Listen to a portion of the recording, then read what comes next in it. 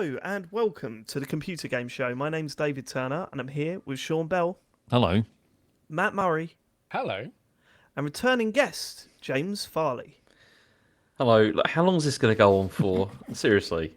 Well, how long did you just fucking the show off gone for? Most of the year, isn't it? So That's not true. It was a couple of weeks, and then we like to start the show by thanking our Patreon producers this month. They are the QuickBooks chap, Simon Nelson, Mooming Biscuit, Trans Rights are Human Rights, Dave Ernsberger, Colin Brown, Gasman, Rocketman76, Grey Dragon Claw, Smooth Monkey, Colin Smith, Richard Sawyer, John Tempelli, Jackie Sniper, Gordon Garrow, Safe as Records, Sam Higton, Jonathan Edwards, Fred Fenge, Tom S., Ryan Cobain, Josh Hunt, and Yul McCule.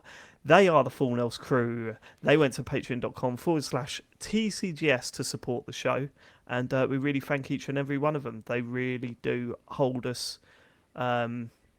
I don't know how to finish that sentence. I don't know where that sentence was going that time. Yeah, Hold us to account. I was going to say that, but they don't hold us to account. They just help us out. Like that, no. So we appreciate y'all. And you can support the show by going to patreon.com/TCGS, listening to bonus podcasts, some video material. You can watch our video material makes it sound quite saucy. video. Well, don't correct it. Occasionally it is. You know, it's, Oh yeah, it gets his woody out. I would also like to give a massive shout out because Ian Lee has launched his own video games podcast, and I'm here to show that Somewhat. we're not competitive. Yeah, we're all friends here. All right, we're all friends. And also Ian has helped us out for loads of times. Yeah, So, but what happens if he goes for an independent podcast award next year? I was going to say, well, then we will fight him to the death on that stage. that'd be brilliant. So if you want to Quite listen cool, to a retro gaming podcast, Ian Lee's Random Access Memories is available everywhere. I'm going to be on it soon. I've been asked to go on it, which is fucking mad because he texted me and he said, I'd like, what game, we'll talk about it. I'd like to be on my new podcast. And I went, Ian, you need to aim higher, mate. You need to go through just go on like Adam Buxton's thing, scroll through the list and pick the names. They're the ones that will do yours. No doubt, no worries. You don't want me, but he said he wanted to get people like me in first before he can earn enough to pay his guests. So there we go. What retro games do you like, David? I don't want to spoil the one that I've picked. Okay, yeah. But I will say it is from the Atari STE era. mm-hmm. So I had an Atari STE. Well, Sounds do you not think I played games when I was a child, Matthew? I just didn't see you as a retro gamer. Nothing else to do in the 80s. But I don't know what that means. I didn't see you as a retro gamer. I haven't played. I don't play the games now, but I played the games when they came out. Or, when I was a kid. He's just always been a current gamer. Yeah, I've always been a current gamer, which means that most of my gaming has been retro now. You know what I mean? Yeah, hang on. Does that count? So they were retro at a time. So that doesn't mean you're a retro game fan. It means This doesn't make. I'm sorry, right? But this doesn't make any sense at all. Just because you didn't play games when you were a kid, you only started playing games when I invited you on this fucking podcast. Mate, I watched you play Mario for the first time. It was the wildest thing I've ever seen in my life. I didn't have Nintendo consoles. I fucking told you that. I don't get it. I'm trying to jump over. I'm killing the Goomba. Then I'm trying to jump over this thing, but it's just too high. Look, the red mushrooms are good. My mate Derek and I had an ones- N64. I had a Gamecube. My first one home was a Gamecube. And then Okay, he's reading off of Wikipedia. Should we get to feedback? We should. I just want to shout out our Patreon video stream from what month were we in? September. We did Call of the Wild the Angular, a great fishing game. Where we did no fishing. Yeah, where we spent our whole time. Yeah, we had some really good car races. Yeah, we had some car boat races. Yeah, that was fun. Yeah, go check that out. Go check that out. Let's get to our feedback. James, you got feedback? Oh no, you were on last week's show, weren't you? Sarah Dyer, after James' Doctor Who fan revelation this week, and the known lore of him being well into Star Trek, I have realised that he's basically the English version of Richie Morgan from Game Wank, Infinite Review, Two Good Boys, basically every Scottish game podcast fame. Thoughts on that, James? I don't know who that is. Yeah, I forgot to say say that. I bloody knew. I'm sorry. Wow, shots fired. Is that bad? Is that really bad? I would apologise, but I don't think Richie listens to this. So Okay. probably Sorry. not a problem. You've got better things to do. Okay, we'll move on. Also, Matt talking about Starfield the other week was how I felt about Dragon Age Inquisition, and I wasted 120 hours on that garbage fire of a game, and I have no idea why, other than tick list, make brain feel good. So well done, Matt, on breaking free so much earlier. Just play Baldur's Gate 3 instead. I am begging you. I really do want to play that. Thank you, Sarah. I think we all do actually, just to see how good it is. Well, this is the thing: is to keep getting like people in the Discord are like, "Oh, why isn't Sean talking about Baldur's Gate 3?" Like, because I need the others to play it. Like anything I could say at this point would be a spoiler. So yeah, if you could all just have a go at the other three for not playing Baldur's Gate 3, that's really. I will play that game. Thank you. I will play that game. Good. I'm thinking about playing that game, but What do you mean you think? What else have you got on? well, Cyberpunk's like out. Oh, yeah, to be fair, that's. I want to play How that. but you long haven't is played that? that How this long is week. that DLC? The Cyberpunk. I know 15 you hours, got to apparently. replay the entire game. We'll get onto that in a bit. No, hold on. Whoa. Yeah, we will. No, right, you okay. don't have to. You don't have to replay the whole game. You can start the DLC Yeah, but without you playing the main should. games. Oh, yeah, you should. Yeah, Are you that's there? fine. Morally, I'm not going you have to, to. Sean. Well, I so mean, the DLC okay. apparently is relatively short, like 15 hours or so. Apparently. All right, okay, I'll probably play that. Okay, just one last time, right? So it's worth my time then, Baldur's Gate 3 then. What did you Baldur's say there? Gate. fuck it. What How, do you say it like that? how much Yeah, clearer do I Yeah, need I to don't be? understand what you're confused about here, James. And in fact, actually, I have absolutely no idea why you've not played it, other than the fact that you don't like Sean much. And Like, can't I pronounce don't the get game. what the thing is. I mean, I haven't heard from John Denton it's good yet. So that's Yeah, the but you problem. have, because Dave's told you. It's good, yeah. Dave told you that John said it's amazing. Yeah, John loves it. He says it's unbelievable. What are you Yeah. talking Okay, I'll have to buy them, won't I? What And the you can fuck fuck a is bear in going it. on with you? It's I think the so weird. reason why is because James is nervous about going into Game Station and saying, "Can I have a copy of Baldur's Gate 3?" And that's why he hasn't bothered picking it up. Baldur's Gate. Yeah, Baldur's. It's and Baldur's while I'm Gate, here, I'll right? pick up an Ocarina of Time as Yeah. well, please. Oh yeah. Ocarina. James, so what is putting you off? Like, I don't understand why you haven't. Is it played just because it's this game fantasy just- setting? See, No, I but he don't loves mind. fantasy settings. Yeah, I see. I don't mind fantasy not. setting, but what I'm worried about is I keep hearing the word. I keep hearing Dungeons and Dragons and dice being rolled and stuff like that. And Yeah, but you don't worry about that shit. It's fine. okay, But yeah, and again, you like Disco Elysium. All I've That's heard true. is like Disco Yeah. Elysium, but with like turn-based combat. And Mm-hmm. John told me if you whack the difficulty down to like super easy or whatever, you don't need to worry about the turn-based combat. Yeah, it's Fine, not too bad. I'll do that. I'm I'm playing it Also- on easy. Do you know what convinced me? There was a video doing the rounds on Twitter of how you can treat a bard in it. You know, the ones that play the lute or whatever. And there was an option literally just to say, I don't want to hear your music anymore. And then you can take that further by taking the guitar off them and then just smashing it up in front of them. And I was like, yeah, that sounds perfect. I told you about how you can talk to the animals in it. No. It's a This spell isn't or convincing me to play it. some characters have it as like an innate ability. So you can go the entire game without realizing it's there, but it's one of Right. the characters has it, and it's like, oh yeah, literally like pretty much every animal in the game is like has voiced dialogue. That's amazing. And there's a bit where like this bard's playing some music and there's like these squirrels around her and you're like, oh, this is weird, like all these squirrels are listening to the bard's music, that's amazing. And then you use talk with animals on one of them and then they're just going, oh god, this is awful, to make us stop. Like, all right, shit okay. like that. It's I've brilliant. done it. I've bought it. Hey, So I will play it. Oh, man, you're Yeah. such an odd man. pre-ordered it on the Xbox Series S. Yeah, And yeah. I'll after Cyberpunk, I'll play it. also, yeah, because James, you love being horrible to people in RPGs, don't you? Yeah, sometimes. Oh, just in mate, RPG, you're going to have Sean. the best time. He's going to do a Dark Urge run. He's going to do a fucking Dark Urge run. And he is.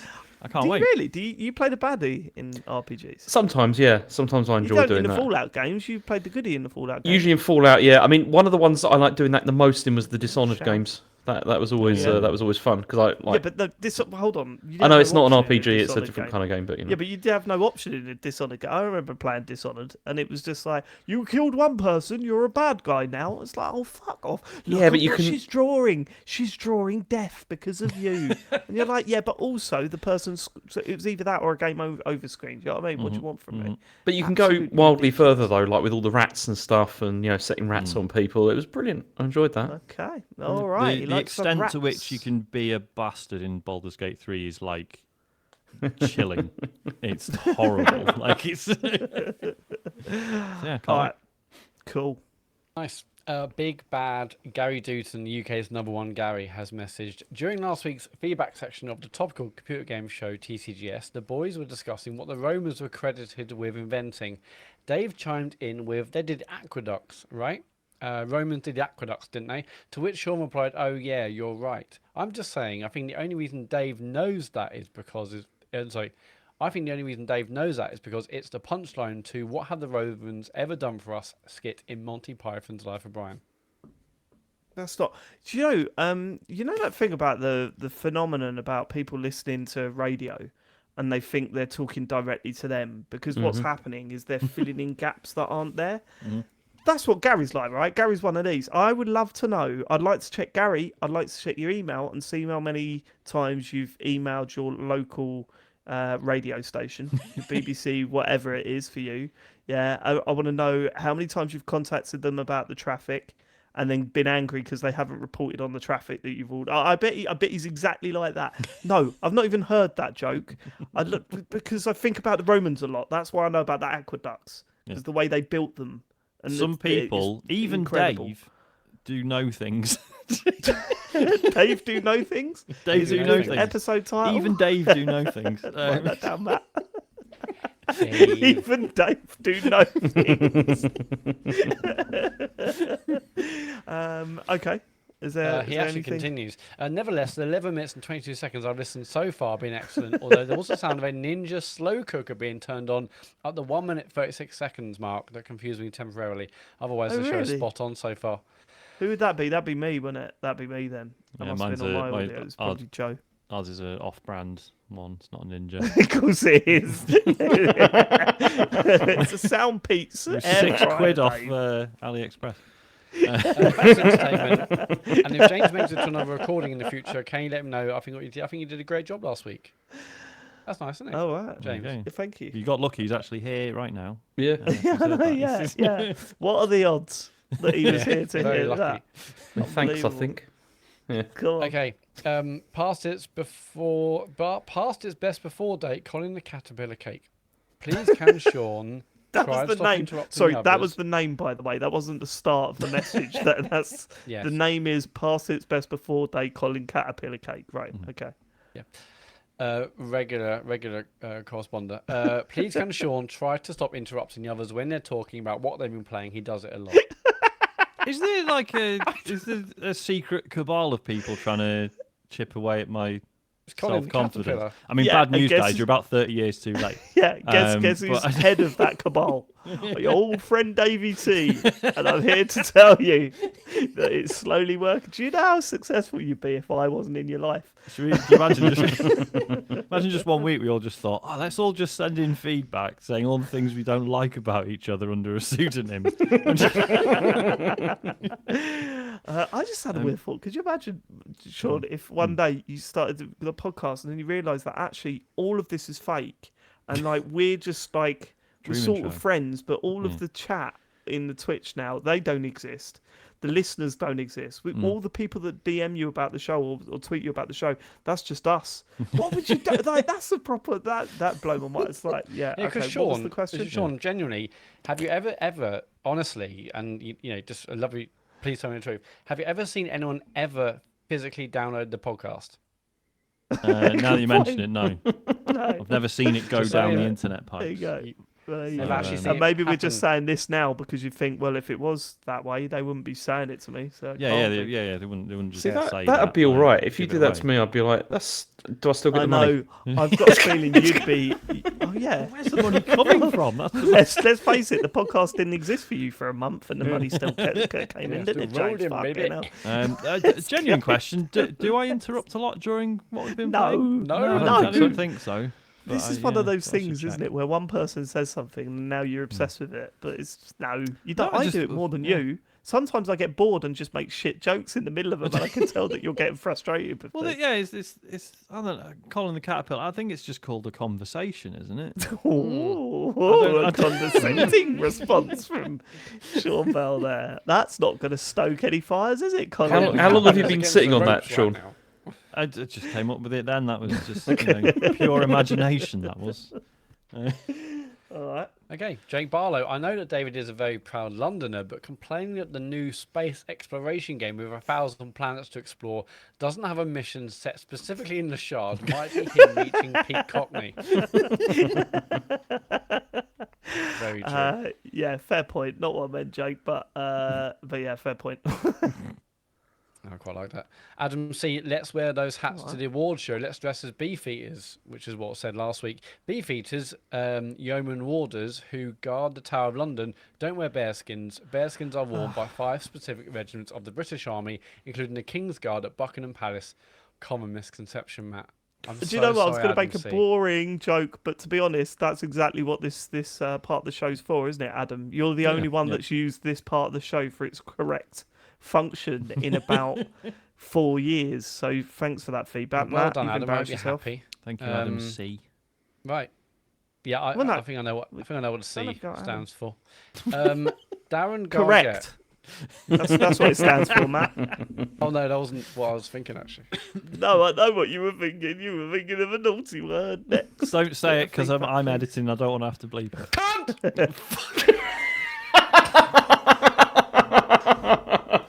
That was a loud one, wasn't it? I mean, Matt, you should empathise more than the other two. Giving me more editing work. You should be one about. Oh yeah, to be fair, I know what it's like having to do. Do we always bleep that word then? Is that always We do now. Yeah. No, Do you I don't listen know to why the we show, suddenly James? started doing it. No, Of course he James doesn't. listen back to the show. Anything that requires any effort to be That's part not of this true at crew. The thing is, if James used the C word, I'd probably leave it in because that's too funny. Yeah, that would be way better. yeah. Let's move on. Okay. Sean.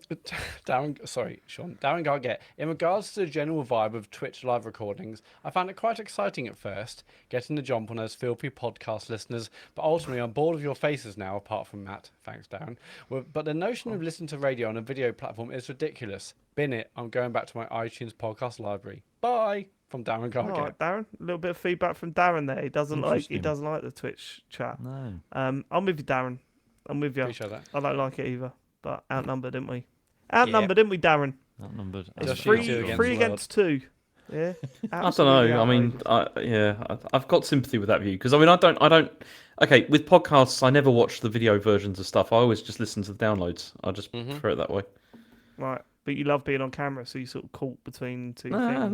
Not particularly. You You know. do. You love the Loves fame. it. You fucking love the fame. Yeah. What are you talking about? Love the fame. If it wasn't on camera, James can get away with a lot more. So it's probably That's limited. true. You see, I mean, No I more used to be playing able to Switch get on through. mute. Exactly, I used to be able to get through loads of games during a podcast, and now it's just impossible. It's very irritating. Honestly, what? I love saying that because it always really winds Dave up. luckiest man in podcasting, James Farley. He's fluked out that he met me. It's like the greatest thing that's ever happened to his life, and he knows it. It's fucking mental. I love that you think that, Dave. It's brilliant. I know that though. I know it, James. That's the thing. Oh, I've worked my way up. Have ya? Or have I dragged you from the fucking dark end of the internet and shoved you in front of a fucking ring light and said, made He hasn't content even got his ring out light of you? on. You can't even On, turn it on. I couldn't be bothered to put it on today. It's Can't too be hot. bothered to turn the ring light on. Unbelievable. Next. You can Lewis drag B. James to a ring light, but you can't make him turn it on. The famous saying. As a well, proud that's- Tomb Raider fan, I concur the classics, Tomb Raiders 1 to 5, have never been available on Xbox. The last time you could download them was on PlayStation, was a PS3. The Tomb Raider community has been begging for remaster of these for years, so the announcement plus the option to play the originals and the inclusion of all the expansion pack is kind of a big deal after all these years. That's I good told to know. you. I good told you knowledge. the Tomb Raider community would be happy with these. All over it. Yeah. What's really weird is that Tomb Raider you associate as a PlayStation game, right? Yeah. but I played Tomb Raider 1 on the Sega Saturn. Yep, same here. Which must have been the shit version, right? That must have been. I don't remember it being shit on worse. Christmas Day when I was playing that. It was amazing. Yeah, but you had nothing to compare it to. I think I played Tomb Raider 2 on PC. Weird is that? Yeah. PC No, I Played it on gamer. PlayStation. Oh, I was a PC gamer, boy. Don't you worry about that. But when I say that, I was mainly playing Midtown Madness on the that was very PC good, though. online. It was very good. It was very good. Next question. Devrock, I want to express my disappointment at the team and Dave in particular last week after the perfect little subtle joke by Johnny Nice Soup. Dave felt the need to explain the Queen's reference. Could you not have just let it be? That those who have caught it enjoyed a joke for all it was. The lost art of keeping a secret is the problem with modern podcasting. And P.S. Fucking love the show. Very good. Look, Devrock, that was good. I'm all for this. I am all for this. Keep them coming in, please. Keep them coming in. Thank you. Greg, I don't get why Dave thought it was It's out very of order. Dave focused, this feedback, isn't it? It's very is a Dave bit, yeah. focused. Yeah. It's Finally. been quite a dick recently. But go on. Sorry, what did you say? I just said you've been a bit of a dick recently, but you know. All right. How would you know? You never fucking hear. Go on. There you go. Go on. There you go. Okay. Greg, I don't get why Dave thought it was out of order for Jeff Keighley to tweet Summer Game Fest is definitely on next year after his main competitor just announced that they'd shat the bed and weren't doing anything next year. Surely that's the exact time you should tweet. No one died. That time KFC ran out of chicken, would you have criticised the owner of your local one-star hygiene-rated Missouri Fried Chicken for posting that they still had chicken if you wanted to go there? They are crap and it's not what you want, but you can hardly blame them for trying. Right. If there's a bloke called Brian and he called his shop Brian's Chicken Shop, and every single time, chicken come up, Brian was like, well, chicken is me. I'm basically chicken, aren't I? I'm Brian. And then KFC said, oh, we've got a chicken shortage. And Brian went, well, I haven't. Yeah, you'd think Brian was a bit of a dick. So that's where I'm at with that Of course, you analogy. still got chicken, Brian. No one wants to fucking eat it. Yeah, no one wants to. Your chicken is fucking bland, Brian. The way you're serving it up sucks, and you're whacking advertising all over the wrapping At least paper. he's serving chicken. That's the thing. Yeah, Imagine if but he was yeah, doing he it is. well. But at what price? Yeah, That's yeah, the thing. yeah. Someone had to serve actually chicken. relatively cheap. No one else is bothering. He's serving chicken. That's great. But We should his celebrate chicken that. stays in the shop for fucking months. Look, you know what I it's mean? not his fault. It's been a bad year for chicken. And there's He can never only any serve the chicken surprises. that's out There's there. never any surprises enough. with his chicken It's either. gone too far. It's gone No. too far. I'm here to say, let's stop it and move on. Finger licking good. That's SMW. No. I'm yet to find a person in real life who thinks about the Roman Empire at all, but I'm totally with Dave. It just comes up all the time for me. Last week, I also discovered that no normal people know what a mech is, even my friends who play video games. I just assumed this was a term that most people would know, even if they had no interest in it. Cheers from SMW. because the thing with mech is it's like actually gun to my head. I couldn't tell you what it's short for. Like what mechanized Robot. armor, mechanized human. I don't know. Yeah, I what does it don't know. mean? What does it fucking Dunno. mean? Mechanical I don't know. robot. You're the fan. Mechanical robot. It's not very, because I was listening it back and I thought people must be so pissed off. People were really angry with us because we were using Android wrong. When was that? When I were think we it was doing when that? Detroit We as come in- out. Oh, of course. When Detroit come In out. Detroit. But then I was calling them robots. And they're not robots. They can talk and they can all this. People get really wound up about this though, because I remember on the Romot forum with the mech stuff, there was somebody on there that used to get really annoyed if you called them mech games and said they were mecha games, and God's it'd sake. stick an A on the end all the time. You know. But Yeah, then- so yeah, when 'cause- we Go on. when we talk about Armored Core, we were referring to them as robots all the time. And imagine someone sitting there seething, going, "But you know they're not." Yeah. Yeah. Yeah, It who doesn't cares? fucking matter, does it? It's What like, were yeah, you like gonna I know say? Sorry, Sean. Transformers aren't technically mechs because there's no pilot. No, there's a they're sensor. androids, aren't they? Well, I don't know. I don't know. They're Transformers, you fucking idiots. It's in the Yeah, title. robots in disguise. Idiots. Clue in the Go name. on. Androids They're, in yeah, they're disguise. no, It robots, fits. yeah. Yeah, go on.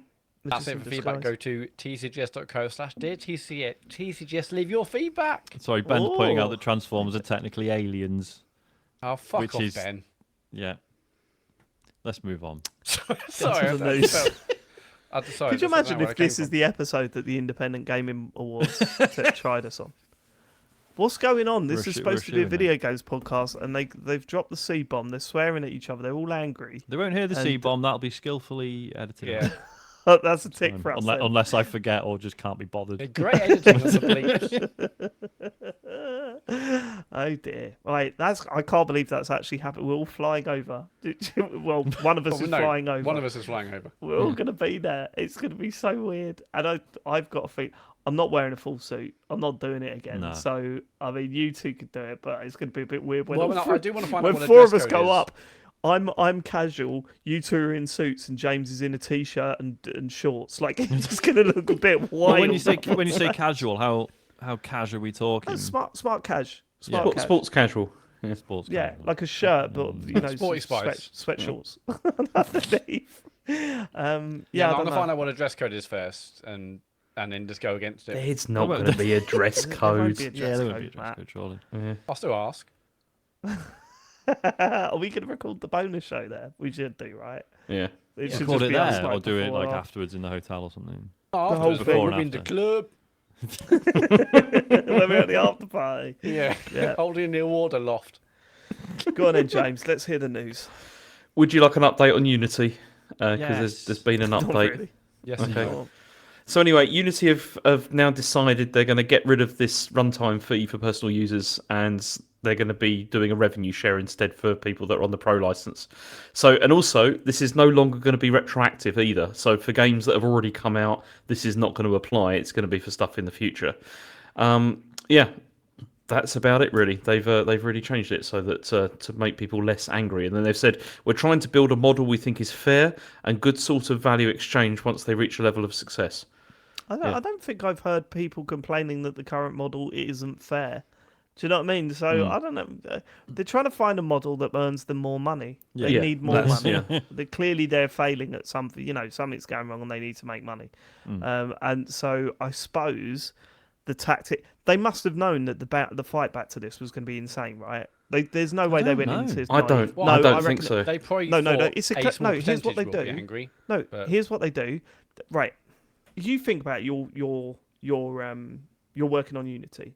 You need to make money from it because at the moment you fail in business or whatever, right? You go into an extreme and then you keep dialing back until people are okay with it. That way you're getting as much money and much push out of it as you possibly can, and it's more acceptable because at least it's not what we originally said it was going to be. It's a business tactic. That but I only think works loads though if you don't have like alternatives and if people are just like, okay, forget this. Well, yeah, because it this is the doesn't. thing, because loads of devs are basically saying, like, well, I'm this gonna go is to better, Unreal. thanks, but I'm still not fucking trusting you ever again. Yeah. Bye.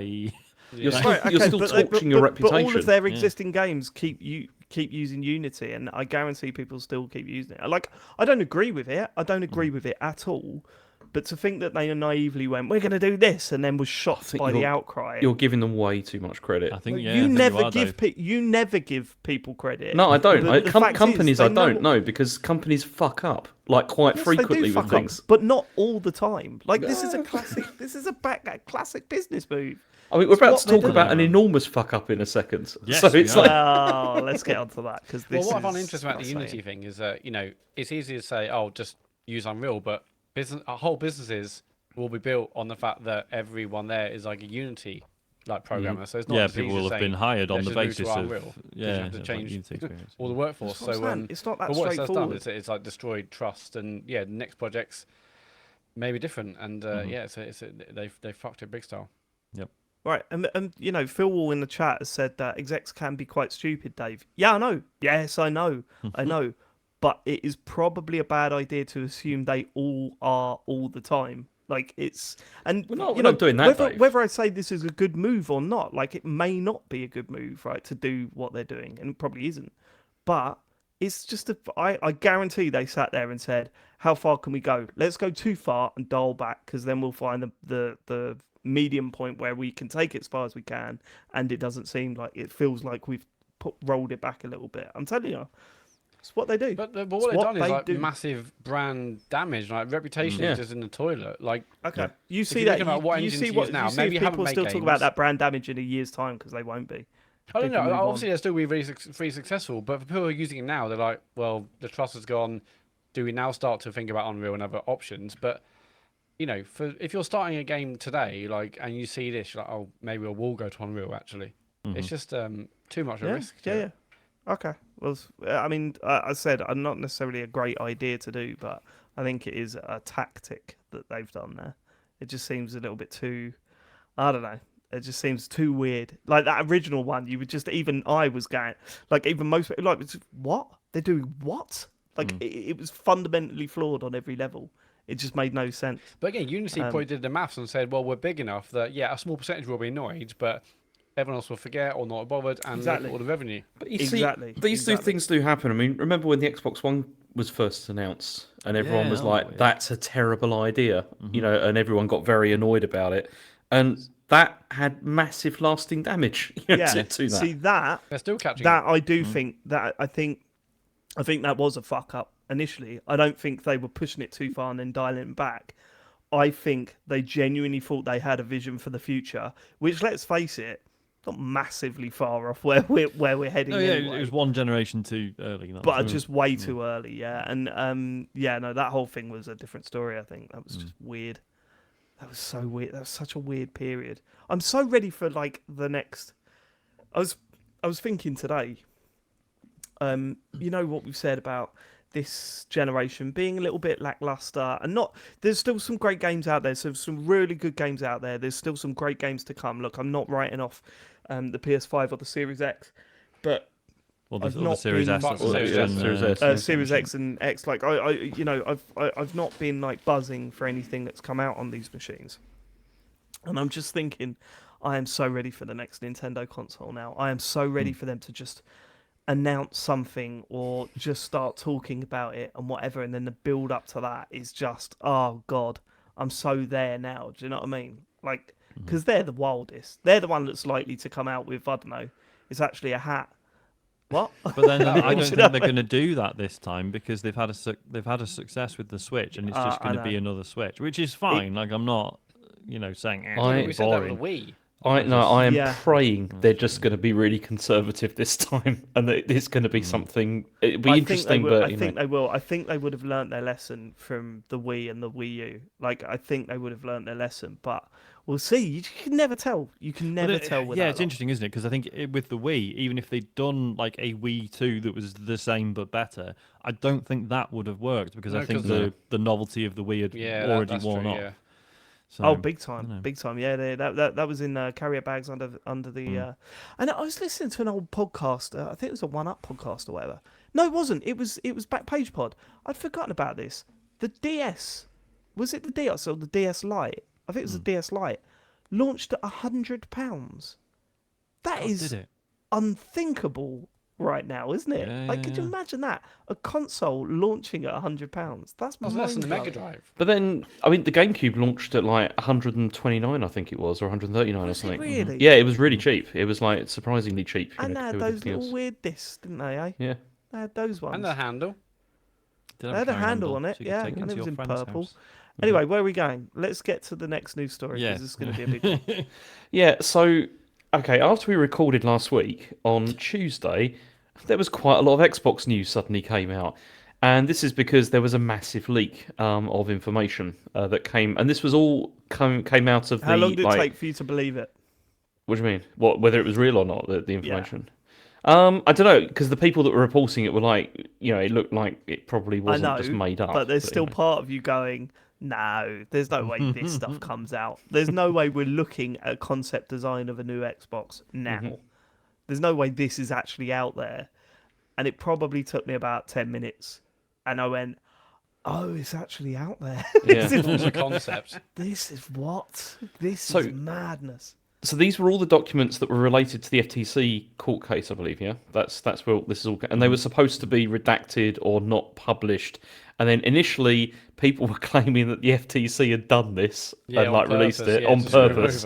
But then it turned out, no, it was actually Microsoft had messed up themselves and all the information came out. And there was a slow sort of drip feed. My understanding is they were uploading a set of documents and the FTC, is it the FTC? FTC, yeah. FTC made it public because those documents were supposed to be public. Yeah. But Microsoft put the wrong files. Yeah, so Microsoft should have redacted everything, basically. Yeah. My very poor understanding is, you initially give them everything like heavily redacted, and then the FTC can come back and say, well, I know we do need to see these bits, and then you sort of selectively unredact it. But yeah, this all just went up. But just before we get into the actual meat of this, like, we've all made like mistakes at work. Maybe like, they shouldn't have seen that. They shouldn't. I should have shared this and all. Even like sharing a Google Drive link. Someone's like, "Okay, have they got the right permissions? They can't edit it. They can't be a public link."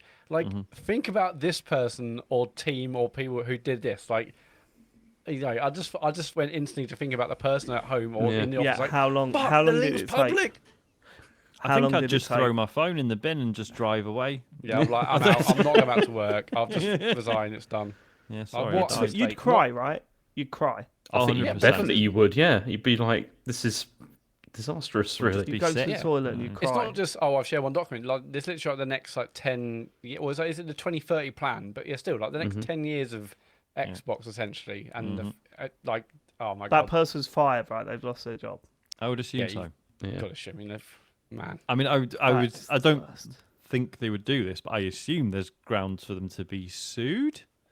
I don't think they'd do that. Maybe not. You've got to be a pretty nasty company to do that. No, I mean, I don't think they it's would. awful for them and everything. Yeah, but probably a harmless mistake, but my god, well, not harmless, but like an honest mistake. But my god, it's just. I just thought about the person or people who did this. Yeah, I think like that. The amount of times I've sent an email and felt sick because it's gone to the wrong person. Yeah, I've CC'd in the wrong person, or I've said, "Oh god, yeah."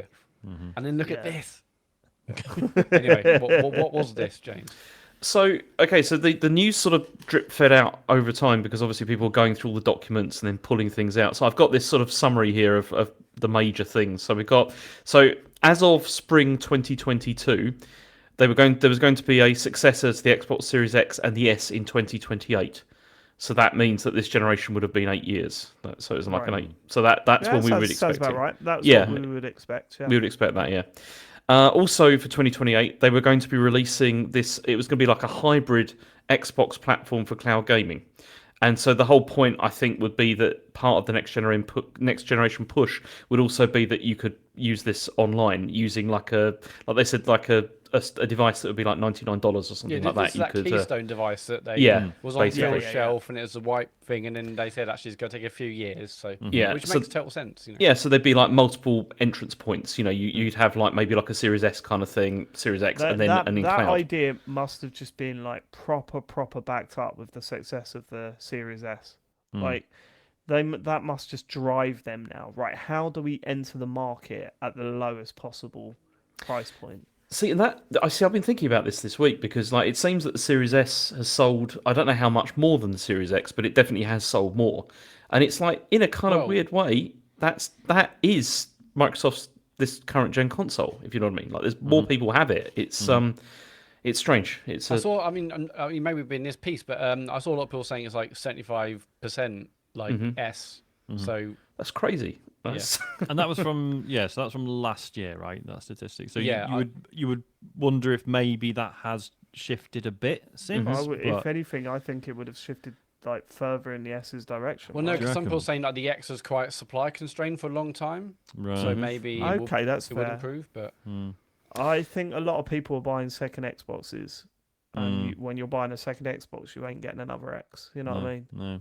This is why it bothers me when there's stuff like, developers have said the S is a piece of shit or whatever, and like of course I'm not denying it must be like frustrating, and it's another spec to work with and a lower one at that. But part of me is just like, but if that's the one that most people own, you just got to work towards that. That's what I'm saying. The reality of what people can afford and what people have in their homes. Then. That's what I'm saying. If you've got like 75%, that it is Microsoft's current gen console. Like it's main one. Sure. But their argument would be, but they've also got one that is easily comparable to the PS5.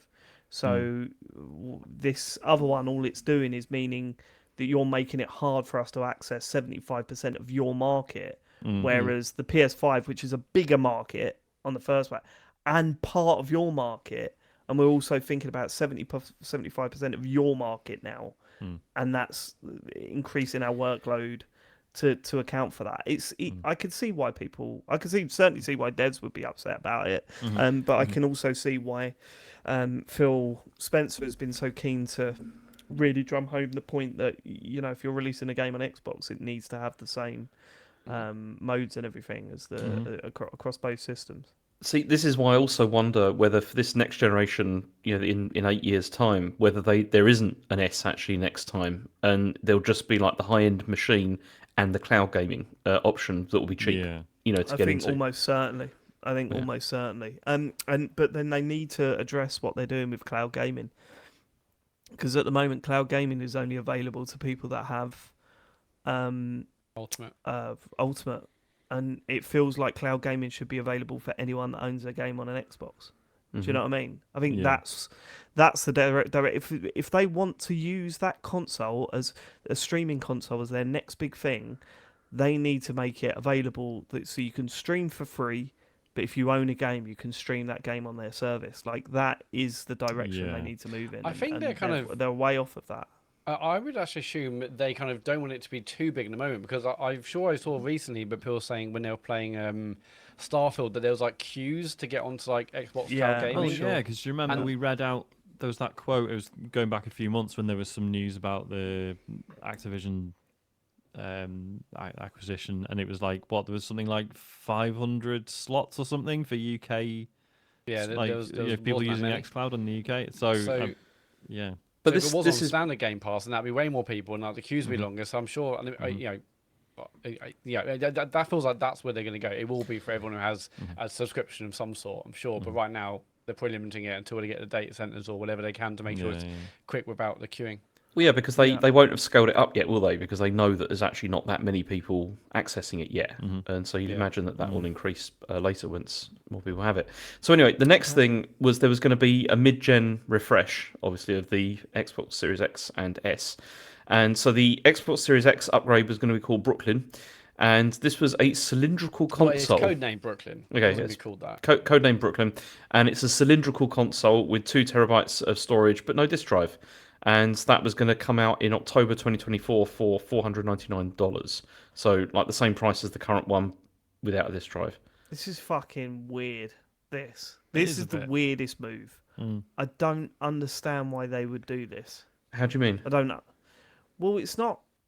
So we're now as a we're now as a consumer used to a mid-gen upgrade that has genuine upgrade.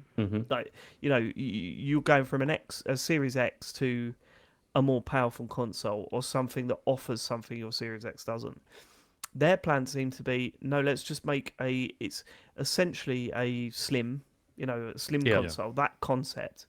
All right, better storage, but no disk drive, which, I mean, you can argue, as I would, that I haven't used my disk drive anywhere near as, well, hardly ever on my Series X. However, some people still value a disk drive in their console. This doesn't seem to be going for people. Who's it aimed at? Because I feel that if this is aimed where's the upgrade here? The storage. If this is aimed at people that, like, people will buy a Series X then. Do you know what I mean? And also the fact that it's no cheaper either, but they're taking, exactly. that's just like they're replacing it feels like a move to remove the disk drive. Like that's what it feels like.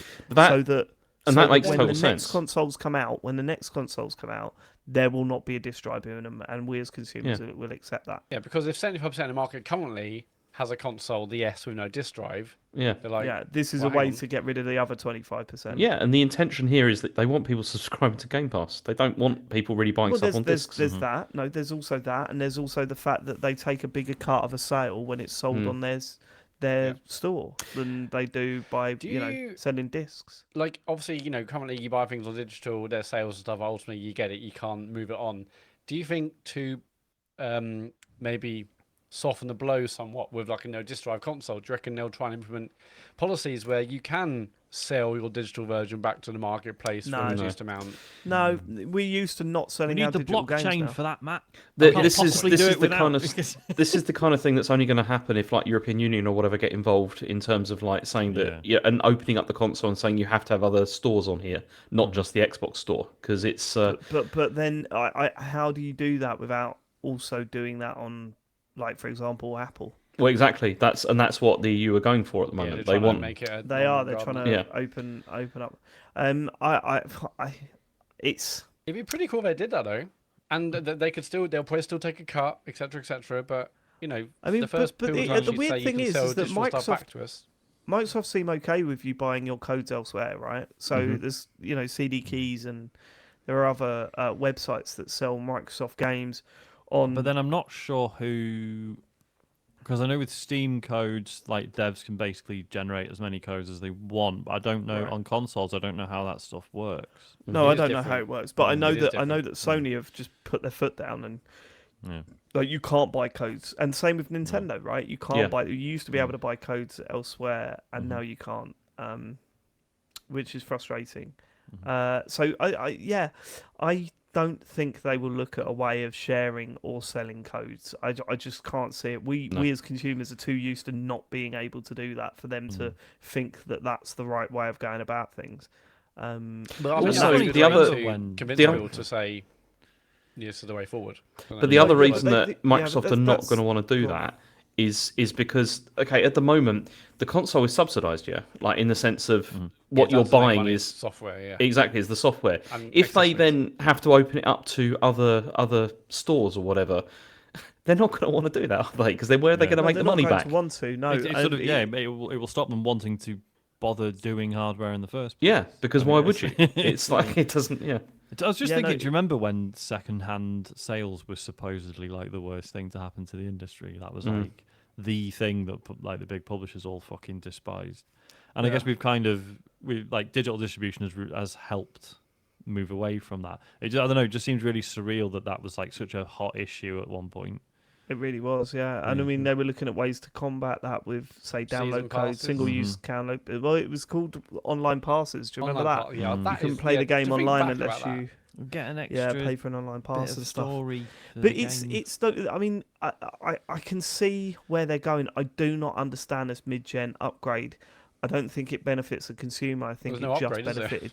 I think it just benefited Microsoft and the direction they want to take things. And part of all of this feels like we need to prepare consumers for what we want the future to be. And the biggest problem with the Xbox One is that we were not ready for the future they envisaged.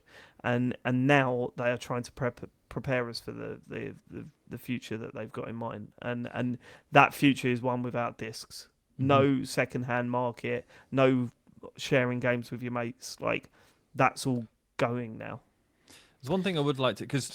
one positive we should mention. Haven't they said, James, that it's like all recycled plastics and stuff? Yes. And there's lower power consumption as well. Yeah, I was about to say, so there are loads of... It's not just as we mentioned. The upgrades are... Well, I've just got it here. They got like a new Southbridge I/O to modernise stuff. It's got like faster Wi-Fi. It's got better like Bluetooth for improved accessory. A smaller die shrink. I mean, it's got loads of like kind of very technical improvements. USB-C for better power, etc., etc. It's the new controller, which we'll get onto. But it's all stuff to reduce like sustainability. But it's all stuff to like reduce manufacturing costs and all that kind of thing, as you'd expect as well. Like that'll be the main focus. I was just thinking, I'd be really interested. And I don't even know how you begin to quantify this stuff, but I'd be really interested in seeing like the difference in terms of environmental impact between someone buying like a 450 quid console versus a $100 streaming stick. Like environmentally, what's the cost difference there? Like if you buy a streaming stick and you're streaming 10 hours a week, like 1080p 60 frames video, is there a risk that that's even worse than physically constructing something more elaborate? Do you know what I mean? Now do you mean in terms of overall, like for example, like electricity used? Yes. But then, I mean, for the user, electricity use will be significantly lower. Than it would. But then, if you're talking about data centers and all that kind of thing, then where's the we don't know what the cost of it for that would be. I'm not sure. It feels like something. But then It's one of also- those things when like crypto stuff comes up, everyone's like, "Oh yeah, but the fucking massive server costs." I do wonder if we like that's something we're not looking within enough on. Like it's like in terms of when it comes to streaming stuff. Well, no, because big companies like Microsoft, they're not looking at what's genuinely helping planet Earth. They're looking at what spin we can use to make Greenwashing, out, isn't you know, it? big time. Like, I don't want to be Mr. Conspiracy theory guy. You know, hey man, I've looked into this. The companies, the corporations, and the Might not corporations. actually be good. But no, you look at it and you go, right, how can we spin this as a way of, oh, look, we're doing all this stuff, but we're actually thinking about the environment, actually. They're not going to do anything if it's going to cost them more money. No chance. So I mean, recycled plastics and stuff is fine. It'd be more interesting to hear them talk about like conflict minerals and stuff, because that's still a big issue. And I believe, is it gamesindustry.biz? They do like an annual report on this stuff. And I think they were saying last year there was actually a bit of like some sort of sliding backwards and getting worse. I think Microsoft and Sony have both done worse. I think from what I remember, and But I think it's sustainability. I mean, like Apple, they announced the new phones the other week, as we mentioned last week, and like they're saying like, these are the first kind of watches that are carbon neutral and this that, and the other, reduced packaging. But when you say the reduced packaging, better for the environment, but no, what that actually also means is that they can fit many more on a truck or on a plane, so they can say yes, it reduces transportation costs, but they can also sell more and package way more of these things on it. So it isn't just, you know, it also helps the business as well, I guess. Yeah, and there is this, because I know we mentioned before that Microsoft has started selling replacement parts for controllers. So there's a new controller in all this as well, isn't there? Which apparently is more user serviceable. So I was coming to that. I mean, there's also an Xbox Series S refresh, which is even more pointless, called Elwood, which is the same form factor with 1 terabyte of storage.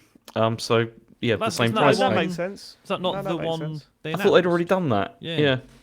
So the black one's out now. It's You're got a right. terabyte. Yeah, well, you've but got to again, remember that some of these leaks were taken somewhere between 2020 and 2022. So they must have moved this one up, because it was originally going to be that August. one must have been moved up. Yeah. So that makes sense. Yeah, fine. But then the other thing is Is that out? When's that out? Yeah, it's out. It's out now, isn't it? Oh, it is out. Okay. Like last week, I think, or the week before, maybe. Okay. Right. Okay. But the other major thing from this was this refreshed controller as well, that's going to have like haptic feedback and swappable rechargeable battery. I predicted that one. I put that. Yeah. Dave, they said they were going to do it. I don't think that counts as a. No, they didn't. Sean, Phil Spencer that's what's said, beautiful we're about it. looking into it, obviously. No, they didn't. In those It was a exact survey that they put out and said, "What do you think of the PlayStation controller?" I mean, well, you allowed me to have the prediction this year, so It was not this year, so don't worry about it. Yeah, fortunately, it's it May didn't have next to be out year this now. year. It just needs to be announced. Just needed to be announced. Hasn't been announced. I mean, it hasn't. Oh, Yeah, it has. It It hasn't. He's It wouldn't accepted. have to be- He's it hasn't accepted. He been said, "Sorry, sorry not an about announcement, this. it's a This is all leak. true." Yeah, Not an announcement. it's not an announcement, David. It's how it Confirmed works. by Phil Spencer. That's No, a point not for an me. official announcement. No, So it's zero That's a point for me. Yeah. What's the controller The do? pad looks fucking great, right? It does I look think really the nice. grand- It does, The yeah. pad looks great. What does it look like? It's like it's An two-tone, Xbox pad. isn't it? With yeah, it's an Xbox pad, But it's like the two-tone bottom with half the, is like a solid. It's solid- rubbery and all that Yeah, sort of yeah, stuff. Mhm. And then the stuff they've added to it, haptic feedback. I think, you know, this is what I'm saying. I love the triggers and I love the haptic feedback on the DualSense. With the Xbox One, you know, it's not used enough on the DualSense, but with the Xbox One, it's even the basic rumble is an improvement on the PS5 pad. Do you know what I mean? Like getting rid of that spinning weight design that we've had since, you know, essentially the N64. Yeah. Getting rid of that system, it's such an improvement because you can do short bursts of vibration or whatever. It's better. Yeah. Even if you're not using the crazy, hey, it feels like rain, or it feels like sand on the pad.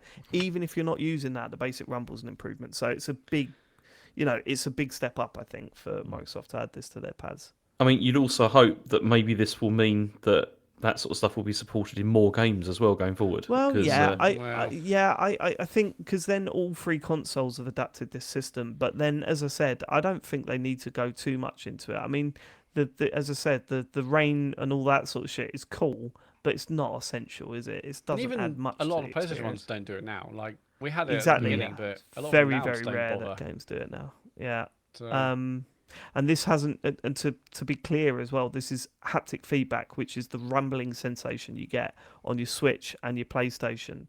It is not the adaptive triggers, which I'm assuming is copywritten to fuck by Sony. So, and really, as cool as that is, and that is the best thing about that pad. It's the most impressive thing about that pad. It's mind blowing when you first experience it. Let's face it, it has not been used at all on the PlayStation since, outside of first party stuff. No one really uses it. It's crazy. The only game that I played on it that I really felt that from was Deathloop. Because it felt really good, that did. But then that was just the gun stuff, right? That was just, it feels like a trigger. Yeah. Whereas like the most impressive game that uses it is Astrobot. Like that uses it in so many different ways and it works beautifully every way. It's that's not going to be in this Xbox pad apparently, but there's lots of cool things in this pad though. I mean, like so the haptics double as speakers. It's like direct to cloud, which obviously again will link in with what they're doing. So I think didn't the Stadia controller do that? So it doesn't actually connect to the console; it connects to their servers for better latency or whatever. With Stadia, wasn't that one of those things that it was supposed to do, but they didn't get round to actually doing? I think you're right. Properly. But I like one of the features is got lift to wake, so no more holding down the button, which is nice. It's That's not nice. That's horrific. That's a nightmare. Yeah, that's a fucking nightmare. The buttons are too much for me at the moment. All my pads are in a drawer next to the consoles. Sometimes I open them and my fucking PS5 turns on because they rattle together and turn the fucking thing on. It's so frustrating, and you're like, oh god, now I've got to wait. Because you can't just instantly turn it off. Like you got to wait for the boot thing, and then you can turn it off. I hate that shit. Well, because the Switch to turn on. The Switch by default turns on when you take it out of the dock, and that used to do my head until I realised you could turn it off. I'm just putting it in my bag. Just fuck off. It's so true. Well, I think it sounds good. Well, good for you. Modular. Obviously, if your pad, so like, I use for the Steam Deck. I use a. Sounds like you were being really cool and talking about his house then. So your pad, Matt. Your pad. Nice set of bricks you got here. For when my Steam Deck is docked in the telly, I use one of those 8-bit DO controllers, the nice ones that they do now that look a lot like Xbox controllers, and that sits on a little charging dock, and that so whenever I lift that automatically connects. That's really useful. You use an 8-bit DO controller for what? For the Steam Deck. Steam Deck. Oh right, okay. When it's on the telly, obviously. Okay, yeah. So that's fine, but then that's because it's the Steam Deck. It's definitely only ever me that uses it. There is a dock for it to sit on, etc. Right. Whereas the Xbox pad can end up anywhere in the living room. Isaac sometimes uses it. It gets moved around when it's not being used, basically. Yeah. I'm in exactly the same situation. It's a fucking nightmare. This sounds like obviously you can turn it off, but this sounds horrific, Matt. I don't know what world you live in where you touch if Matt's got like a shelf or a bit Matt. on the Don't shelf, back him up. Don't the back him controller up. always goes. That's fine. Right here. You do what in the drawer? All my controllers are in a little drawer, so same as you, yeah, Dave. Fine, but you're right. Here's the difference, though, Matt. Issue. You do all your gaming in a little room, surrounded by things that you like. I do my gaming in the front room because that's all I've got. All right. Sounds like a you problem. If it's a common man problem, Matt. Have you ever thought about Are you being hating rich, on the Dave? common man? Are you hating on the rich? common man? Oh, yeah. I think that's a bit.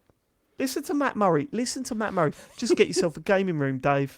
Just buy yourself some more real estate. I did not say that. I said I've got a Get your own private area Just where you can put up a fucking TCGS Leon logo. Just do that. What? A Leon logo? Leon logo. What's a Leon logo? Restaurant. All right. Just put a big partition through the off living the room, common man. Dave. Just seal it off. I did put with my the controls curtain. in a drawer. I thought, oh, lovely odd job. Pick the controller up, bang. All right. Okay. Well, good for you. There he is. Got your own little gaming room. Yeah. All right. Yeah. Anyway, new pad looks good. Yes. £94 probably. Yeah, there's no date confirmed yet for this. There's no way. There's no way. They'll price it. They'll just replace the existing pad with this one. You'd There's think no so, way yeah. they're going to charge more. No, It'll be fine. Yeah, you'd bloody hope. Don't worry about that. Because So honestly, right, I'm not one of these guys that kicks off about the fucking lack of a rechargeable battery in the Xbox pad, but I am actually now because I went to buy one this week and they're £20, Yeah. and I Oh, just what, the thought plug and the plain charge? Yeah. Kit, whatever they're called. And I feel like 20 quid. I feel like that they one's a dollar deteriorate 360 quite actually, I just don't quickly bother. as well. Mine, I have to recharge mine quite a bit now. I find. I've not Well, had it yeah, that no. long. So I've had mine. I've not bought one since the series come out, right? So, yeah, my one must be about 7 years old. So it's fine. I've not got the ump about that. It's just I have got one that's dying, and we use a lot of pads in this flat. So I need another one really. But 20 quid is a bit of a piss take. What do you do then, Matt? What are you talking about? I just use regular batteries. I mean, I had yeah. a plain charge kit from 360 and loved it, and it was great. But I don't know. I just use Interesting. batteries for this. It's funny because you were talking about the environment earlier, but what do you do with the battery? You just chuck Don't them use in the bin rechargeables. afterwards, yeah? I've got it as a tyres burning in the back garden. I just See, I've got a shitload of rechargeable AA's. I probably should just use those instead of the plain charge kit, to be honest. yeah. Okay, But all you right. still got rechargeable batteries. So like, I have had them and good and all, but it's like, and I've got to remember to charge rechargeable batteries. It's like, I get Well, it. that's you the need- difference. What you need Go on. is a pegboard, Matt, where you can't see it because of the microphone, but I've got one container with the ones that need charging and one container with the ones that are charged. Well, How Gotta many have a is that? system. Gotta have a You do. system. Okay, Sean talking about systems there, who's notoriously all over the fucking place. I would say that sounds a bit harsh. Yeah, but with a plain charge kit, you just whack a fucking USB cable. Yeah, but that's- then you got that's to what sit I've with the got. fucking It's- cable reaching you over don't. to the. Whoa! Who doesn't have a whole setup of chargers next to where they sit? No, that's regularly? true. Yeah, Yeah, you That's don't a have to- standard. power brick. Yeah, cables, yeah. I've got loads of those around me. I'm sitting, and I go mental because people just keep moving them, Sean. They keep moving them, Yeah. and I'm reaching over trying to find me. It's gone. It's fucking gone. Then we Yeah. have a family meeting, and everyone says you're ruining our weekend, David, and that's my life. That's my life. What were we talking about? The controller. else The is controller's good. what else? okay, leaked? can we continue the links? So then, Can we continue the links? so also some new Bethesda games that we found out about. And So some old ones. Oh Dis- yeah, yeah, probably huge surprises, I imagine. Yeah, James. yeah, so Dishonored 3, that was a surprise. That's a I think. surprise. Happy to see that. Okay. That'd If be- it's Yeah, but still this is all real, Infinite right? This is, button. yeah, but this is we all don't nonsense, know. right? I mean, after Redfall, I know we'll see what happens. Then we're getting remasters of Oblivion and Fallout 3. I can't wait to see a remaster of Fallout 3 because I've just played their latest game and it is very similar to Fallout 3. So what are they going to do to make that game better? That's the Sharpen it up. For all this shit I talk about Bethesda, an Oblivion remaster, I'd be keen to try. So Do you I know, enjoyed that. I've got very fond memories of Oblivion because that Yeah, was man. that was one of those games that I really wanted for the 360 when I remember first seeing it and thinking that looks incredible, visually. Yeah. And I've still got in my mind what it looks like. And then the other day I watched some videos of it and I was like, I can't believe that I ever Absolute thought that dog looked shit, good. yeah. It's like- Because I Yeah, I still love remember that. being in a WH Smith and seeing some of the screenshots. There was one of that lizard guy. Yeah. And I remember thinking, oh, look, you can see the blades of grass. This can't be real. I And remember then- Matt being this passionate about Skyrim when that come out. Like he Yeah, was that was good. so passionate about it for like 4 days, and it then, was 2 and then he weeks, and then- never mentioned it again. Then Battlefield came out. Okay, So we got that. We got a Ghostwire Tokyo sequels coming. that's what- not coming. I mean, What- who's asking That's for not that? coming. This is before so what I'd heard, this was before Ghostwire Tokyo came out. These leaks are Yeah. from before then, so Yeah. I Well, can't see there's- them doing that. There's also an unannounced game based on a licensed IP, which apparently isn't Indiana Jones. It's something else. But then, even more exciting, 9 free-to-play mobile games. Hey. Yeah. Licensed IP, what are we thinking? LOLO? Well, with any luck. I mean, it's the natural choice, isn't it? Yeah. I'll play Hello, that. hello, Infinite. Ready. Let's go. Okay, so then the next thing was there was also an internal email from Phil Spencer which detailed ambitions for Microsoft to buy Nintendo, saying that this would be a good move for both companies. And then he also said that an acquisition will be difficult as Nintendo is sitting on a big pile of cash. And then he also says, and it would take a long time for Nintendo to see that their future exists off their own hardware. A long time. Yeah. This is the worst bit. It was. is. This is the worst bit, isn't it? Because it's You not know? like the idea that someone within Microsoft has done an exercise on how would we buy Nintendo? What might that look like? Blah blah. That's standard. Yeah, you'd expect right? that. Yeah. Yeah. Yeah. But it's the flavour of the Phil Spencer quotes that really puts It's Yeah, us that- and over we the don't know the edges. context, and maybe he's trying to convince or whatever. But going by that fucking email, reading that email, it just. Firstly, Microsoft buying Nintendo is the worst thing that could possibly happen. Like, Yeah, I it would be hate awful. that idea so much. Secondly, it takes for a long time for Nintendo to see that their future exists off their own hardware.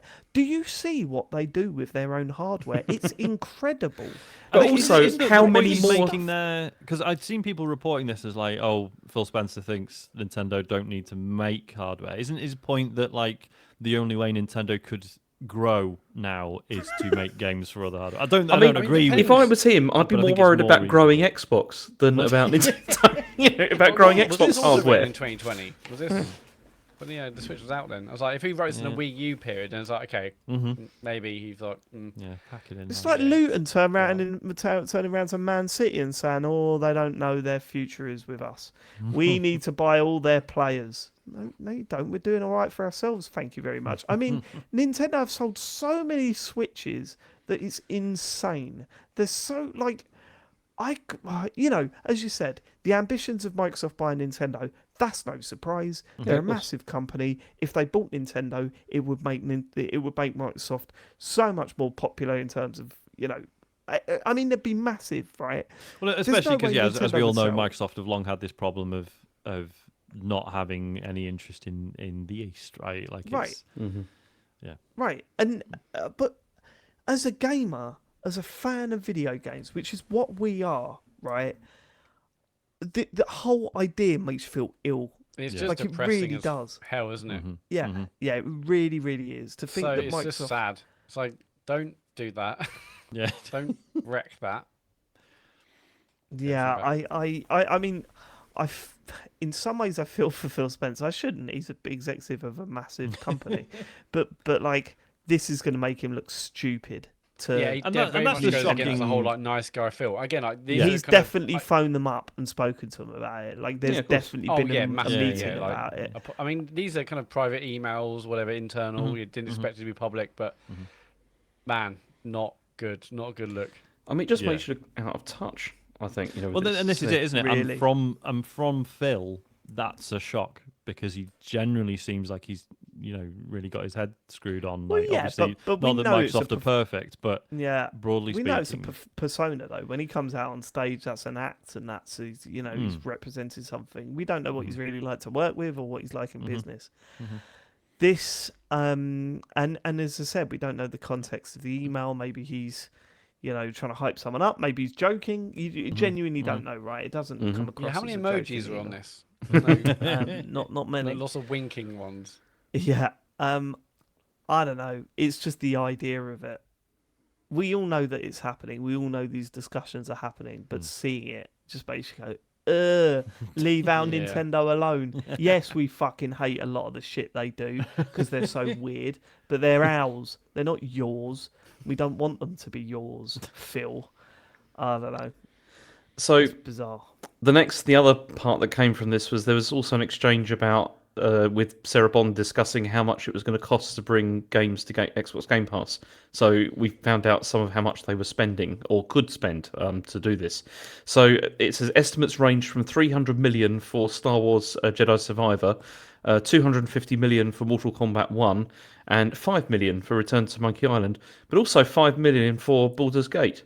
I mean which that's they fucked that, didn't they? Well, yeah, no, it's embarrassing. Well, yeah, It's embarrassing, but you don't really know, do you? Like when these prices were set, it might have been actually that's quite a gamble. Yeah, no They- one really expected Baldur's Gate 3 to be that good, to sell that well, to be yeah. that So popular.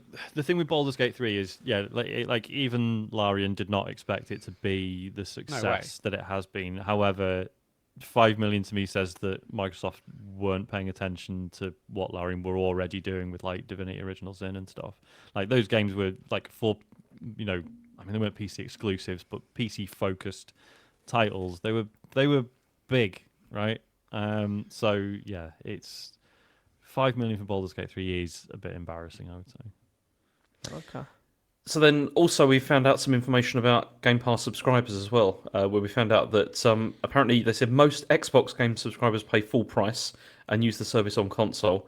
And as of April 2022, 33.6 million Xbox users were paying for subscriptions, and 21.9 million of which were for Game Pass.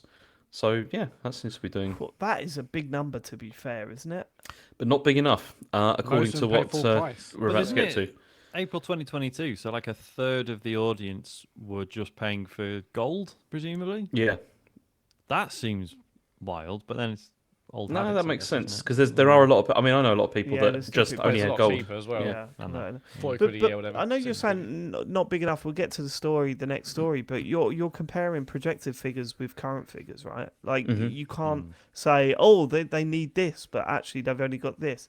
Yeah, but they need that, and there'll be a time frame connected to that, and that's the problem with these leaks. I think when you look at the leaks, there's a lot of assumptions being made, and we don't know when these targets were set. We don't know how they've shifted. It's hard to really nail down each part of this leak and go, oh, this is where they're at. This is where this is at. They've succeeded at this. They've failed at that. I don't necessarily think it's that black and white because we've got pieces of information. We're trying to fill the gaps. But to me, 33.6 million Xbox users are paying a subscription. That's fucking big. That's bigger than I thought it would be. Mm-hmm.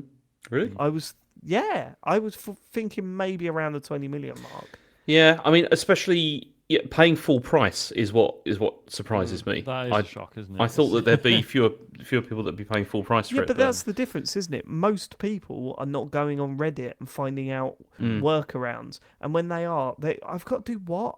I've got to most people buy are like- 3 of these, and then Yeah. I've got to convert it to what? No, I'll just subscribe. Well, I mean, do you know most what I people mean? start with a deal, and then like, oh, I'm still subscribed. Oh, I forgot to cancel it. Some It's just- people would have started with the deal. Most people aren't following this stuff like we are. Most people are turning on their Xboxes and seeing subscribe now, click here. Do you know what I mean? Or Yeah. that's what most people are doing. I don't think it's that much of a surprise that most people are paying full whack. I'm surprised at those numbers. They seem quite big, and I thought if anything they were going down rather than up. So yeah, weird, interesting. Okay. So the next story is connected with this, but I mean the headline is Xbox will exit the gaming business if Game Pass doesn't get enough subscribers. But this is it's a misleading headline. Like it's a pretty go on. It's I mean I didn't come up with the headline obviously, but it is. Well, it you is read it out pretty- on this show. So Go on. Well, no, Name I'm and reading- shame, James. Who It's, wrote it's, it? thegamer.com is where it's from. What It's, a name. Which gamer? An individual. Which game? It's one of these websites that has 3 lines of text and then full page ads and then 3 lines of text and then more ads. Like so, I think that's just the sad That's the reality shit of. internet. Yeah, that's they're all like that. It's, okay. But anyway, so what this is about is this is all connected to a graph that came out, which is it's a graph that they produced that was called the path to leadership in gaming. So this is like Microsoft's master plan, whatever, for how they're going to be number one, I guess, eventually. And it's the graph looks at how people are connecting with Game Pass, like here, and what the subscribers are. So you've got console first plus multi-device gamers, and that's the largest proportion is on there. And then you've got PC first gamers, so this is people that are just using PC for Game Pass.